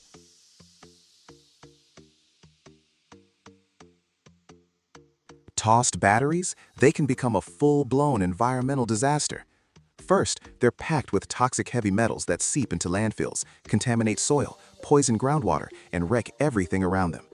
Second, mining new rare earth metals is an incredibly dirty, destructive process that drains natural resources and devastates ecosystems on a massive scale. Recycling tackles both problems at once. And here's the real power move. The more batteries we recycle, the less we depend on unstable raw material supplies from other countries, strengthening our technological independence. Despite lithium's critical importance, only about 1% of this metal gets recycled globally today. The main reason? High costs and complex processes. But right now, researchers around the world are developing new, cheaper technologies that could dramatically change the game in the coming years.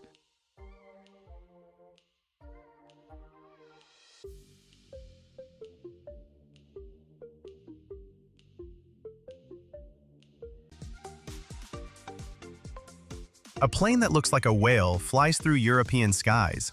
It doesn't carry passengers, it carries other planes. Wings 100 feet long. Fuselage sections as tall as a house. This is the Airbus Beluga XL, Europe's biggest cargo plane, 112 tons of freight, a cargo hold 29 feet across. Inside, it can fit 2 Airbus A350 wings at once. Without the Beluga, Airbus production would stop in a week. Today, we'll see how this giant is born, from an aluminum sheet to the first roar of its turbines.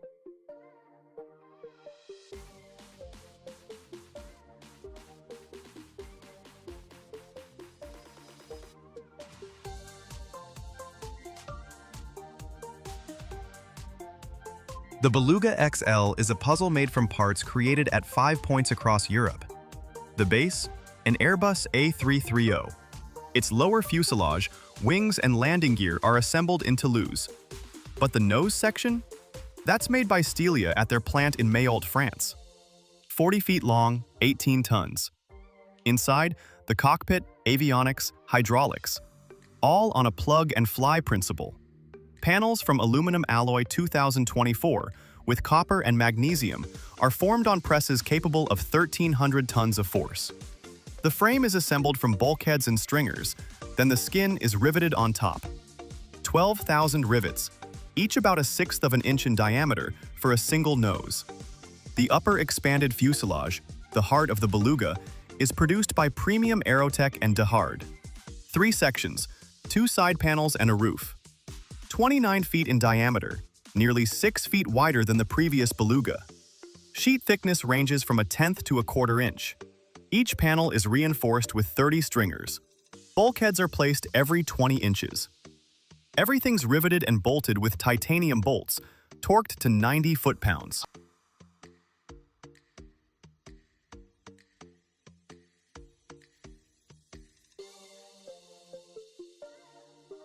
The cargo door, an engineering marvel. Stelia Rochefort, France. 33 feet long, 26 feet high. Area nearly 1,500 square feet, like a basketball court standing vertical. Weight 3.1 tons. Frame made from titanium alloy, Ti6Al4V. Titanium handles the loads. 24 latches hold the door, 12 on each side. Each latch clamps down with 3 tons of force. The door opens with 4 hydraulic cylinders, piston diameter 4.7 inches, pressure 4,000 psi. 3 minutes to open, 4 to close. Inside the door, hundreds of yards of wiring and hydraulic lines. They shipped the door from Rochefort to Toulouse on a barge, the same one that carried A380 sections. By sea to Bordeaux, by river to Langon, then 125 miles by road.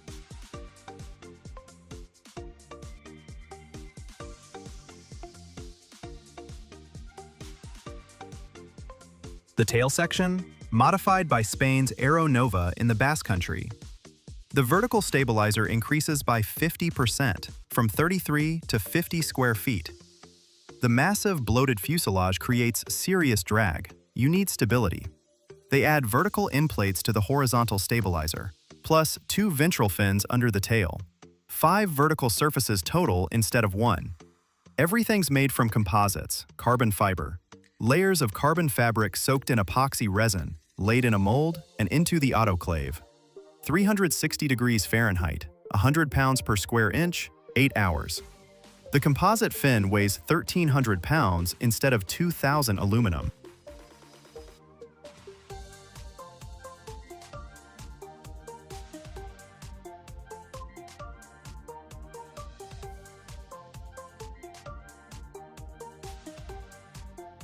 December 2016, Toulouse. Line L34, a hangar spanning 130,000 square feet. Final assembly of the first beluga. Lower fuselage with wings from an A330 goes on the jig. From above, a 50-ton crane lowers the expanded upper fuselage. They mate the perimeter. Hundreds of bolted connections. They drill quarter-inch holes through both sections at once, tolerance plus or minus 0.04 of an inch. Bolts get torqued with computer-controlled wrenches. The joint sealed with polysulfide compound works from -76 to +250 Fahrenheit. They mount the nose section, tail, vertical stabilizer. 3 months of work. Meanwhile, the guts. 50 miles of wiring in bundles of 50 to 100. 2,000 feet of stainless hydraulic lines. Pressure 4,000 pounds per square inch. 12 fuel tanks. 37,000 gallons of kerosene.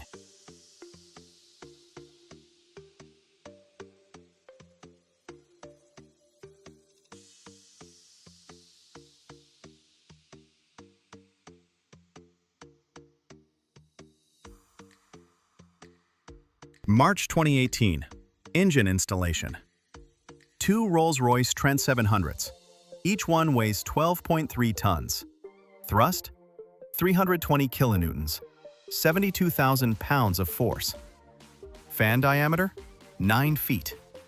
24 composite blades with titanium leading edges. The engine mounts to the wing through a titanium pylon with 4 bolts, each 1.9 inches in diameter. Torque, 2,950 pound-feet. 37 connections to each engine. Fuel, electrical, hydraulic, pneumatic. April through June, ground testing. 200,000 checkpoint inspections. Every sensor checked, every actuator verified. Flight control checks. Elevators deflect 25 degrees up, 15 down. Ailerons, 25 up, 15 down. Laser sensors monitoring. Accuracy to within 0.5 degrees.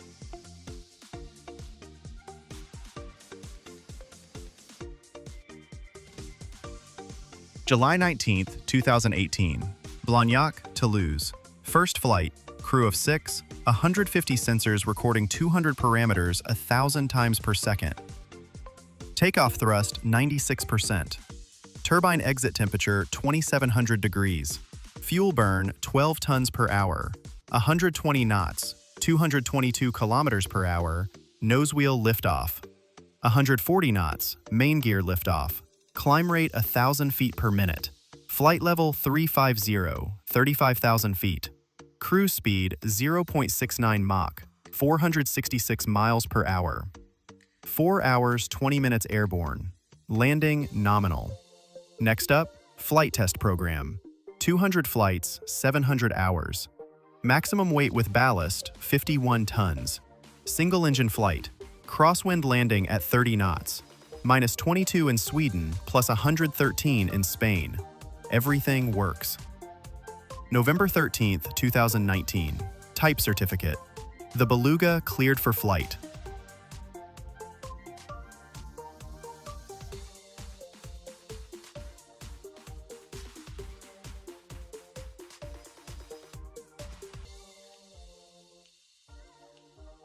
January 9, 2020. First commercial flight. Toulouse, Bremen, Toulouse. Cargo, 2 A350 wings, each 105 feet long, 21,000 pounds. Before, 2 flights with the old Beluga. Now, 1. Loading 70 minutes. Wings roll in on a trolley along floor tracks. 24 tie-down points with straps. Flight 1 hour 40 minutes. In Bremen, they unload the wings, load A320 fuselage sections, fly to Toulouse. 3 to 4 flights a day, 6 days a week. 1,000 flights a year across 6 aircraft. Without the Beluga, Airbus wouldn't build a single plane. Wings made in Great Britain, tails in Spain, fuselages in Germany, final assembly in Toulouse and Hamburg. The Beluga, a flying assembly line. Europe's industrial artery. 1 billion euros program cost, 167 million per aircraft, 30 years of service, 60,000 flight hours. If this was interesting, hit like. Did you know about the Beluga? Write in the comments. Subscribe. Here we show you factories you never knew existed. Every hour, somewhere in the world, a metal component weighing over 50 tons is manufactured, and a single microscopic error in its machining can trigger a multi-million-dollar catastrophe. Picture a crankshaft as long as a bus that must survive 1 billion cycles of explosive force, or a cylinder block where a deviation the thickness of a human hair means scrapping a multi-ton giant entirely. But here's the mystery. How do engineers achieve micron-level precision when machining parts heavier than a tank? What happens in that secret quality control room where a computer measures thousands of points and can shut down the entire process? And most importantly, stick around until the end, because I'm going to show you the final operation where one tiny slip turns months of work into scrap metal. This is manufacturing where every thousandth of an inch is a matter of engine life and death. Ready to look inside?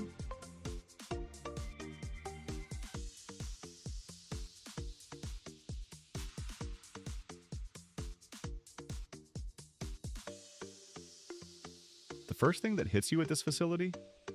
The sheer scale. Forget your average car engine. Take this cylinder block, for example. It can weigh dozens of tons.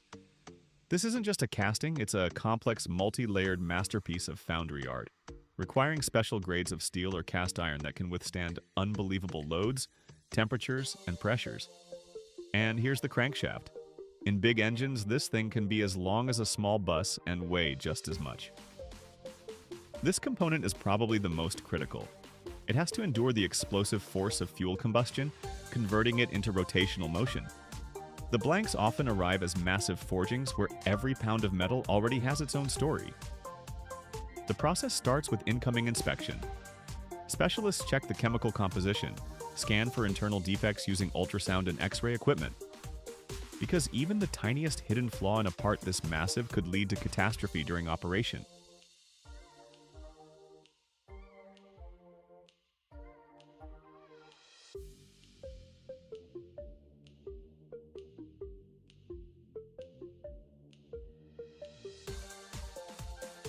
It's like a health checkup for a steel giant.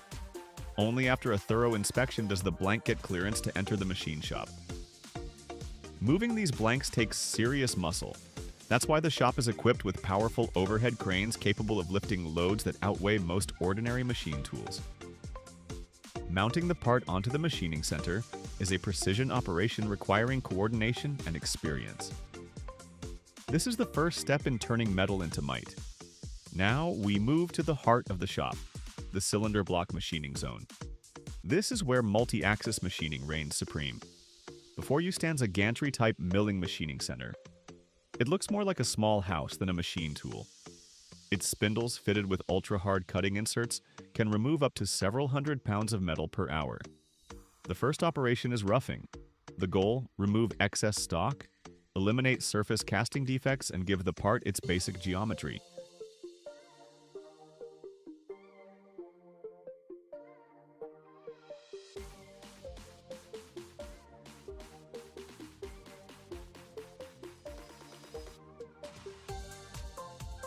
The speed and sheer aggression of this cutting process? Absolutely mind-blowing. Those streams of hot chips tell you everything you need to know about the energy being dumped into this transformation. But the real magic happens later, during finishing operations. Remember when we talked about precision? For diesel engines, perfect cylinder geometry isn't just important, it's critical. That's where boring and honing come in. Boring creates the cylinder holes with micron-level accuracy. The slightest geometric error means uneven wear, compression loss, and ultimately engine failure. And honing, that's the final touch. A specialized tool with abrasive stones creates a micro-texture on the cylinder's inner surface, what we call crosshatch. This crosshatch is essential for holding oil and ensuring perfect lubrication of the piston rings. We're talking about polishing at nearly molecular level, guaranteeing engine life measured in decades. These machines operate under strict temperature control. Any temperature fluctuation can cause thermal deformation in a part weighing several tons, which means losing precision. That's why the shop floor maintains a constant microclimate, and the machining itself can run for days. Up next, meet our next hero, the crankshaft. This component works under the most demanding conditions. It needs not only colossal strength, but perfect balance. Manufacturing it, an engineering masterpiece. First up, preliminary journal machining. On specialized CNC turning milling machines, the connecting rod journals and main journals take shape. Given the weight and length of the shaft, unique support systems are used here to prevent sagging and vibration during machining. The critical stage, grinding. The shaft journals must have minimal surface roughness because that's exactly where friction with the bearings occurs.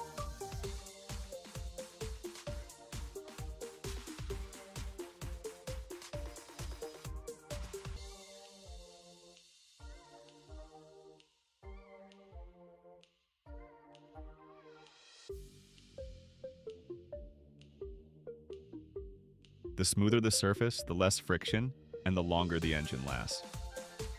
Special cylindrical grinding machines with highly sensitive sensors handle this job. Now, for the critical part, heat treatment and surface hardening. After grinding, the crankshaft journals undergo induction hardening or nitriting. What does this do? It creates a super hard, wear-resistant layer on the journal surface while maintaining the core's toughness and strength. This is essential so the shaft can withstand billions of load cycles. Think of it as armor for the engine's most vital component. Final stage, balancing. Given the massive weight, even a tiny imbalance can destroy the engine. That's why every crankshaft goes through dynamic balancing.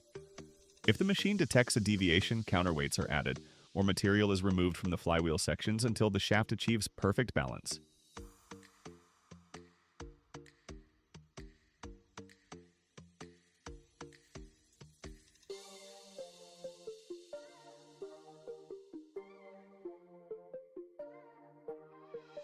It's like tuning a violin, except instead of music, we get harmony of rotation and power. How do you achieve that kind of precision when working with such giants? The answer lies in the tooling and quality control. The tool itself is a high-tech product. Every cutter, every mill is equipped with carbide inserts or even synthetic diamonds. They have to withstand enormous temperatures and cutting pressures. Special coatings extend the life of these tools while keeping machining quality consistently high. In a dedicated tool room, there's constant monitoring of their condition, resharpening, and replacement. But the most important thing is quality control. After every key operation, the part undergoes rigorous measurement. Coordinate measuring machines help us with this. These machines, equipped with high-precision probes and laser scanners, can measure up to 1,000 points on a part's surface with accuracy down to a few micrometers.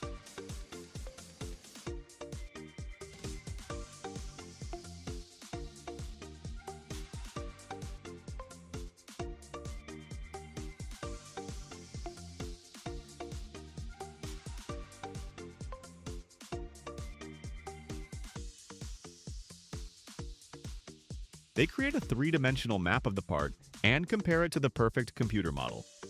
If the error exceeds the tolerance, the process stops, and the part gets sent back for rework or, worst case, scrapped. No part leaves the shop floor until the computer gives the green light on its perfect accuracy. And then, when all the components, the block, crankshaft, cylinder heads, connecting rods, have passed strict inspection and achieved perfect precision, they're ready for the final stage. Assembly. This is a different shop, where sterile cleanliness reigns. Assembling an engine like this is no less precise a process than machining. All parts are thoroughly washed, removing even microscopic traces of metal chips and dirt. Specialists use torque wrenches to tighten thousands of bolts to a precisely defined spec. A mistake in torquing the cylinder head, for example, can lead to a blown gasket and engine failure.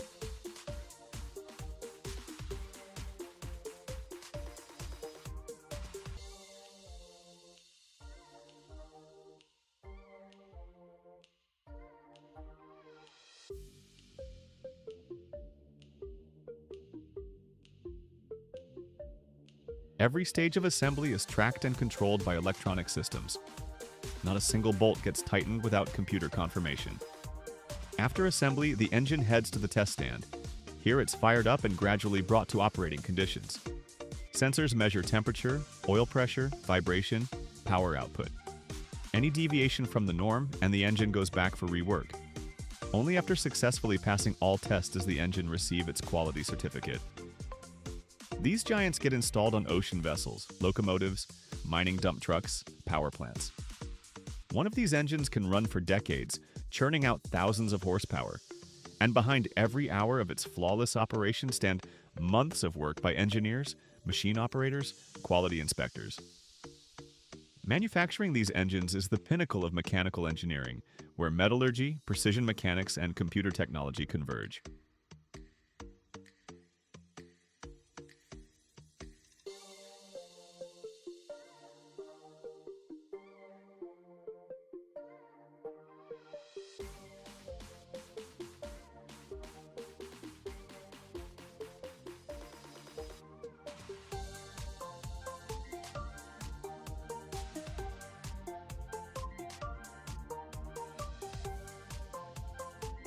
And just like that, starting from a multi-ton forging, through rough and finish machining, through honing with precision down to microns, through heat treatment and balancing, through sterile assembly and rigorous testing, an engine is born, capable of running billions of cycles without a single failure.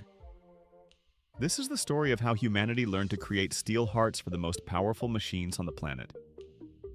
Every crankshaft, every cylinder block, it's a symphony of engineering thought where an error of 1 micron means failure, and success means decades of flawless operation.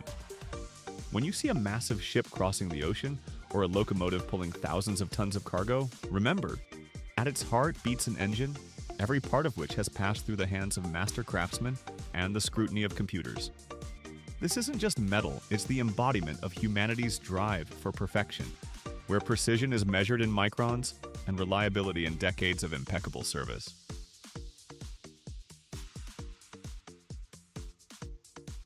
Deep beneath southwestern Poland, in the Lower Silesia region, lies one of the planet's largest copper deposits.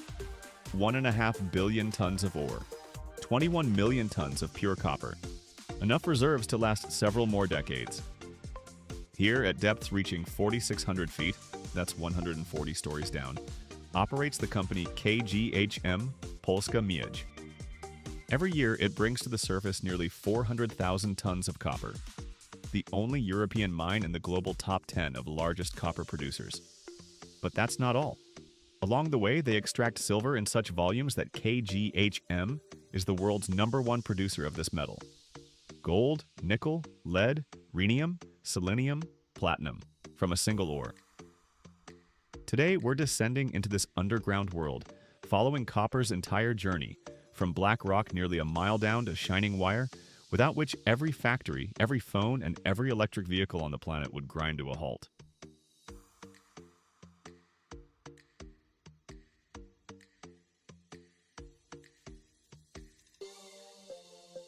Poland's copper story begins in 1957.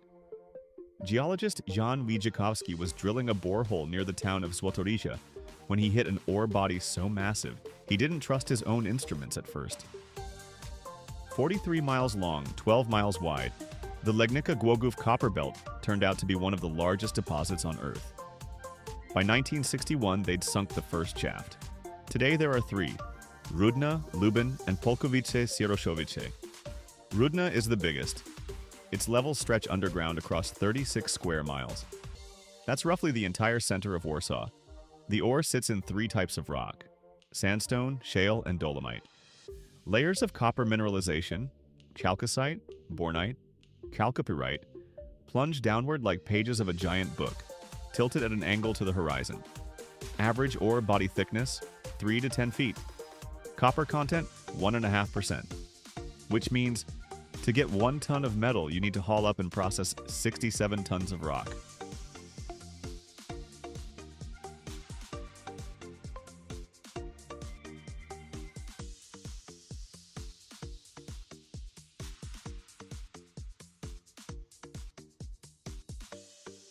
Before mining can start on a new level, you need to sink shafts, vertical tunnels about 26 feet across.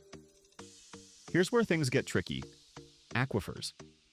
When they drilled the first shafts back in the 60s, the rock was saturated with water under massive pressure. Standard drilling? Instant flooding. KGHM engineers developed a unique solution: freeze the rock solid. Around the future shaft, they drilled 8-inch boreholes in a circle, pumped in calcium chloride chilled to -22 Fahrenheit. 3 to 6 months later, the water in the rock around the shaft turned to ice, creating an ice wall several yards thick. Only then could they start drilling the shaft. Today, the new GG1 shaft in Polkowice, commissioned in 2024. Depth, 4,416 feet. That's the deepest mining structure in Poland and the largest underground project in European non-ferrous metallurgy.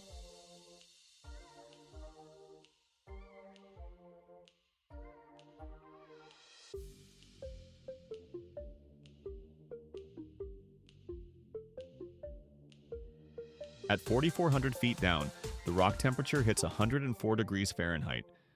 Without air conditioning, people wouldn't survive. KGHM built a massive underground cooling system. Refrigeration units pumping over 50 megawatts chill air down through ventilation shafts. Miners work at the face in temperatures around 82 to 86 degrees. The mining method? Room and pillar.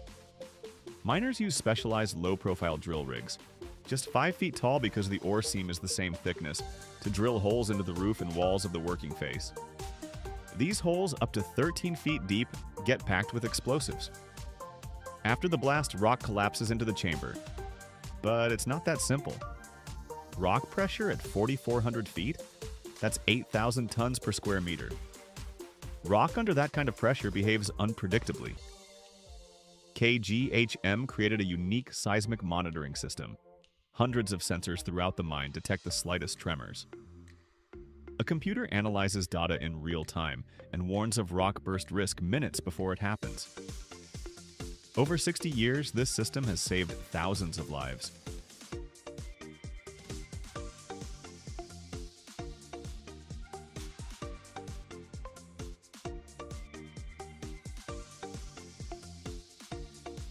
The blasted ore is loaded by load haul dump machines. massive diesel-powered scoops with remote control. The bucket capacity is 10 cubic meters, about 25 tons of ore in a single scoop. The machine hauls the ore to a transfer point, where it's dumped into an ore pass, a vertical shaft 5 feet in diameter, through which the ore falls downward by gravity to a level with conveyors. The conveyor system in the Rhenium mine spans over 300 miles of belts. The ore moves toward the shafts at 13 feet per second. At the base of the hoist shaft, it accumulates in a bin with a capacity of 1,000 tons, from which it's loaded in batches into the hoisting vessel, the skip. The skip, with a 30-ton capacity, rockets upward at 52 feet per second. That's almost 40 miles an hour. The climb from a depth of 3,300 feet takes 70 seconds. Each hoist shaft delivers between 25 and 30,000 tons of ore to the surface every day.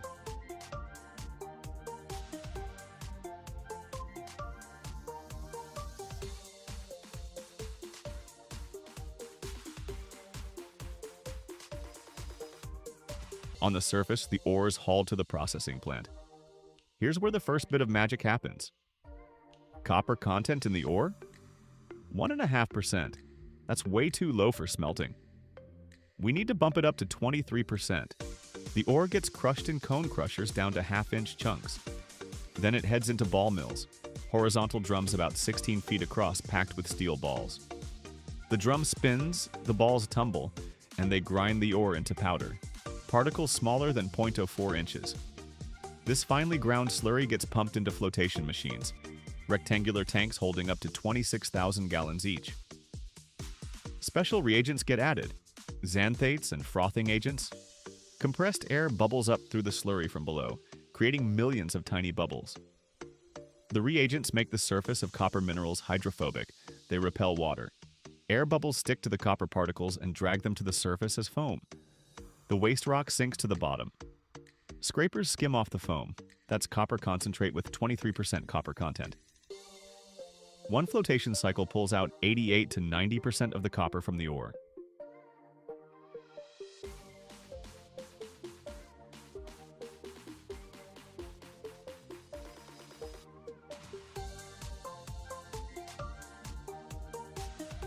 The concentrate ships to the copper smelter in Głogów, one of KGHM's 2 plants.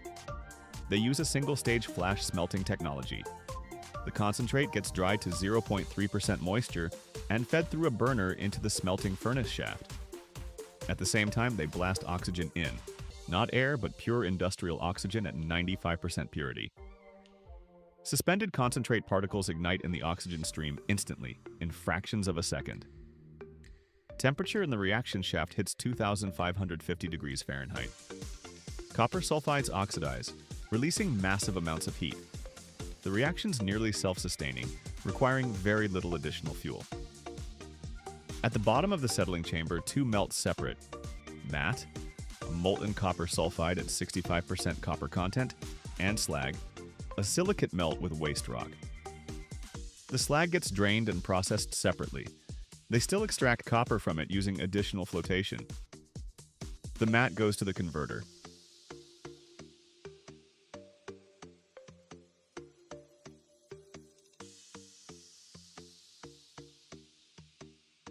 Oxygen gets blown into the converter with the molten matte. A second oxidation happens. Sulfur burns off. Iron oxidizes and shifts into slag. What's left is blister copper, 98.5% pure. But we're not done yet.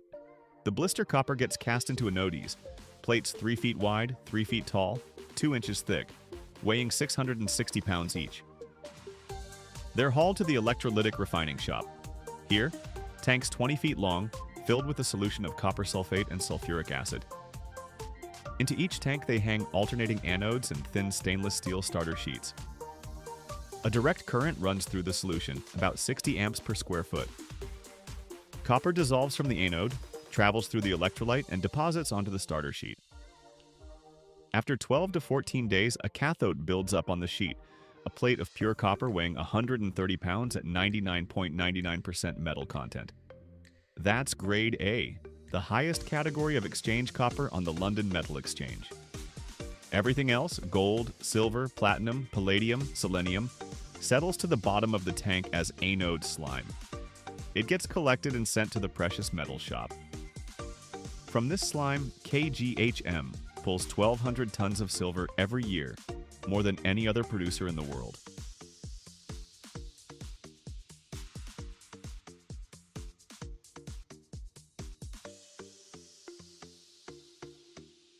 Some of the cathodes get remelted and rolled at the Sardinia plant into copper wire rod, wire about 1/3 of an inch in diameter.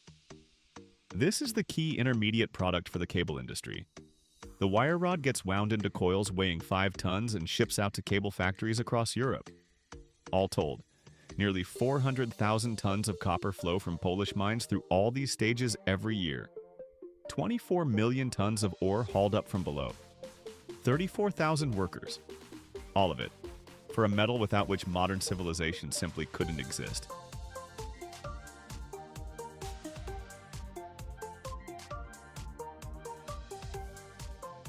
Where does all this copper go? First, power.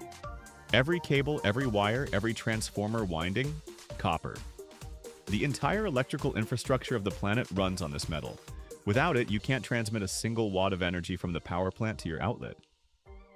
Second, construction. Every modern home hides between 220 and 440 pounds of copper pipes and wiring. Water supply systems, heating, air conditioning, copper everywhere. Third, electronics. Your smartphone contains about 1/2 ounce of copper. Not much, except the world sells 1.5 billion phones a year. Computers, servers, circuit boards, the copper traces are visible to the naked eye. Fourth, transportation. A typical gas-powered car contains 51 pounds of copper. An electric vehicle? 132 to 183 pounds. Power cables, motor windings, battery bus bars. Fifth, renewable energy. One 3-megawatt wind turbine uses about 4 tons of copper. Solar panels, copper bus bars collecting current. The world is shifting to green energy, and every step of that transition increases copper demand. Forecasts predict demand will grow 70% by 2050, which means those KGHM mines beneath Polish soil will keep running non-stop for decades to come.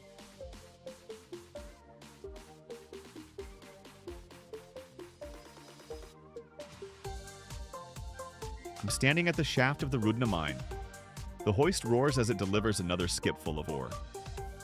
30 tons of black rock that'll become wires inside Danish wind turbines in a few weeks. Cables under the English Channel. Windings in Berlin subway motors. Connectors and servers storing your cloud photos. Copper is the blood of technological civilization. It flows invisibly through everything that runs on electricity. And every single gram of this blood begins its journey right here, in the darkness beneath Polish soil, where people in hard hats work a mile underground to make our lives possible. If you found this interesting, hit that like button. Drop a comment and let me know. Did you know Poland is the world leader in silver production? And subscribe. This is where we open up the industries behind every object in your life. The world's largest source of recycled steel isn't born in deep mines, but in bustling cities. They call it the car's second gateway. It's the vehicle recycling industry, the industry that transforms car graveyards into the most efficient steel mines of the modern era. In the United States alone, more than 12 million cars vanish from the roads annually, beginning a remarkable journey. This isn't a story about the death of metal. It's a story about its immortality. How does steel, having completed its service, pass through fire and mechanical hell to be born anew? And what is the astonishing secret hidden in every old car that even its previous owner doesn't know? The answers will astound you.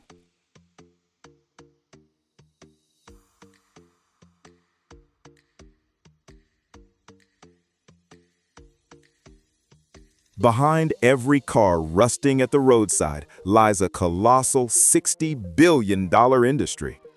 This is a world where millions of old cars never truly die, they simply transform.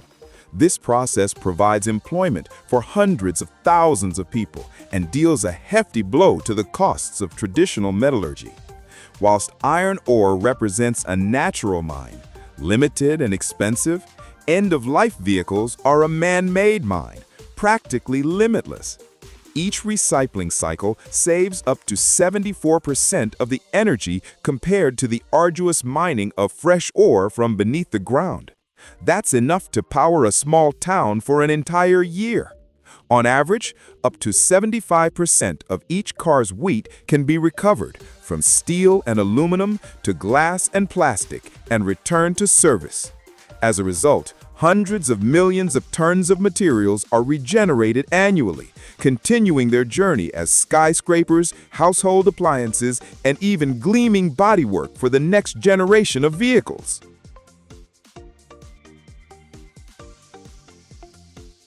When a motor car reaches the end of its service life, its story doesn't simply end. Rather, it's only just beginning. The vehicle is transported to the reception area of a recycling facility, a sort of purgatory for automobiles, if you will. Here, technicians, rather like pathologists, meticulously examine each patient. They record the vehicle identification number, year of manufacture, mileage covered, and general condition. Every car is photographed, assigned a unique tracking code, and all data uploaded into a digital system that will monitor its fate through each subsequent stage. Particular attention is paid to components that might still serve humanity: engines, gearboxes, alternators, and electronic elements. These organs are carefully extracted to feed a used car parts market worth billions of pounds. Remarkably, in the United States, thanks to an incredibly sophisticated system, over 95% of scrapped vehicles pass through this process. This makes motor cars the most recycled consumer product in the world, more efficiently recycled than paper or glass.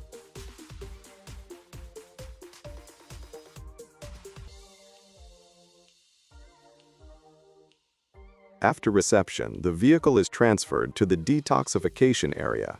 The first and most crucial step is neutralizing the hidden danger. The lead-acid battery is immediately extracted from under the bonnet. Its recycling rate reaches nearly the ideal level of 98%.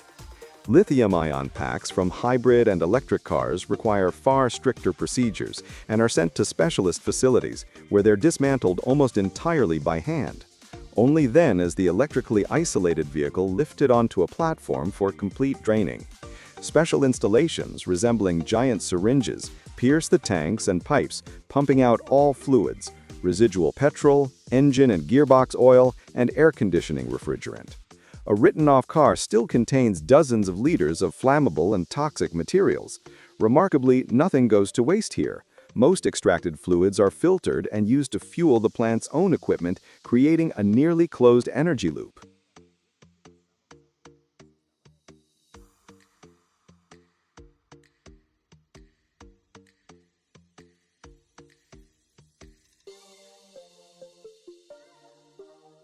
Once all the fluids have been drained, the car transforms into a lifeless steel skeleton, and its anatomical dismantling begins.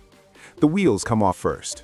Old tires, which would otherwise decompose for centuries in a landfill, are sent for shredding into rubber crumb for tarmac and safe surfacing for children's playgrounds. The steel and aluminum discs go straight for remelting. Next comes the glass. Specialized robots with diamond cutters remove the windscreen and side windows. Then the doors are taken off. The steel frames are cut away, whilst the complex innards, electric motors, speakers, and miles of wiring, are stripped separately to extract valuable copper. After that comes the interior: seats, dashboards, and carpeting. Finally, the climax arrives: the extraction of the car's heart and soul. The engine and gearbox, the heaviest and most valuable units, are carefully lifted out using hoists. Some will be restored, the genuine high-mileage survivors, and sold on. Others will be dismantled down to the last bolt to extract precious metals from catalytic converters: platinum, palladium, and rhodium.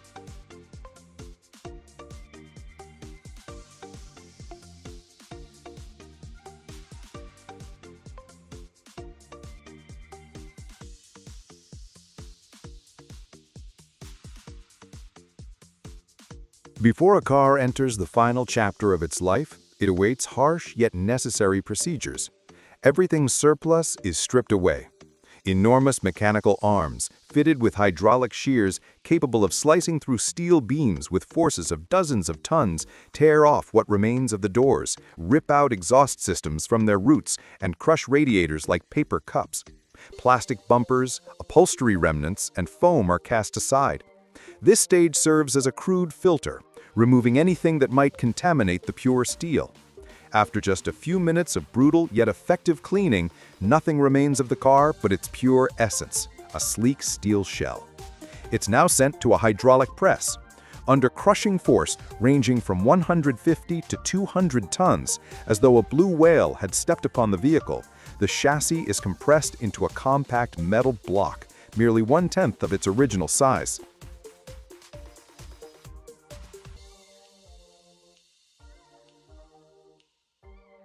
Once the structure's been compressed, these dense steel blocks, rather like giant sugar cubes, are fed into the maw of a genuine monster, a high-performance shredding machine.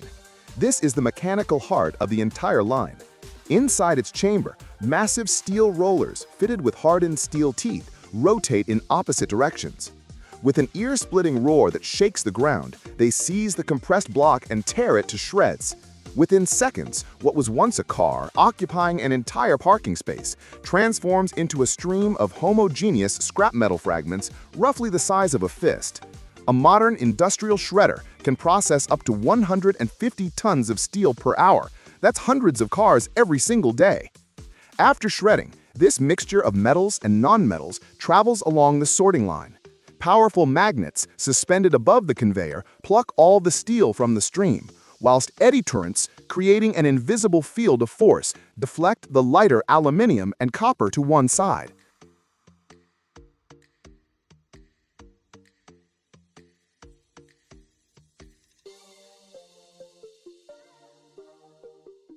What was once a car's skeleton is now fed as pure steel billets into the electric arc furnace.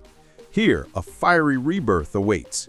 Massive graphite electrodes descend into the metal mass, unleashing currents of tens of thousands of amperes, creating a dazzling arc resembling artificial lightning. Within minutes, the internal temperature soars beyond 1,600 degrees Celsius, transforming solid scrap metal into a raging torrent of molten steel.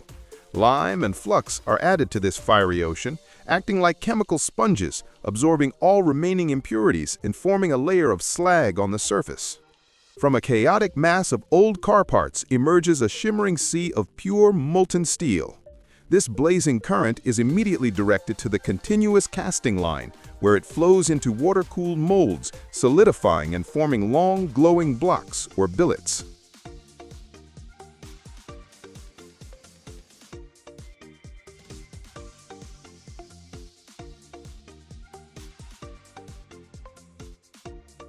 The moment it leaves the furnace, the red-hot glowing steel blocks head straight to the hot rolling mill. Here, dozens of massive rollers, spinning at tremendous speed, continuously press and stretch them, giving them a new form, whether that's a panel for a future motor car or reinforcement bars for a skyscraper. The freshly rolled steel must be cooled, but this must be done in a controlled manner. Spray nozzles envelop its surface in a white mist, rapidly reducing the temperature. Once the steel has cooled, each coil undergoes rigorous inspection. Ultrasonic sensors scan for any hidden internal cracks, invisible to the naked eye. From fiery glow to stable strength, this is how steel is reborn.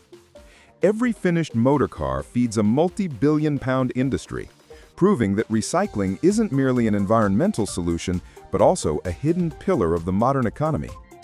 And the secret we mentioned at the start is simple. In every new car, in every skyscraper, in every bridge, there lives a part of a motor car that once traveled our roads. Metal doesn't die, it simply awaits its hour to return. Right now, 430 nuclear reactors are running on this planet. They light up cities, power factories, move aircraft carriers. But at the heart of every single one, a metal that can ignite a city or wipe it off the map: uranium. Just 1 kilogram of enriched uranium holds the energy of 2 million kilograms of coal. But how does this deadly element transform from gray ore into a gleaming fuel rod? You'll find out why miners wear dosimeters even in the shower, how centrifuges spin faster than a bullet, and what happens when a single uranium atom splits in two. Stick around to the end, because the finale shows how humanity tamed the power of the stars.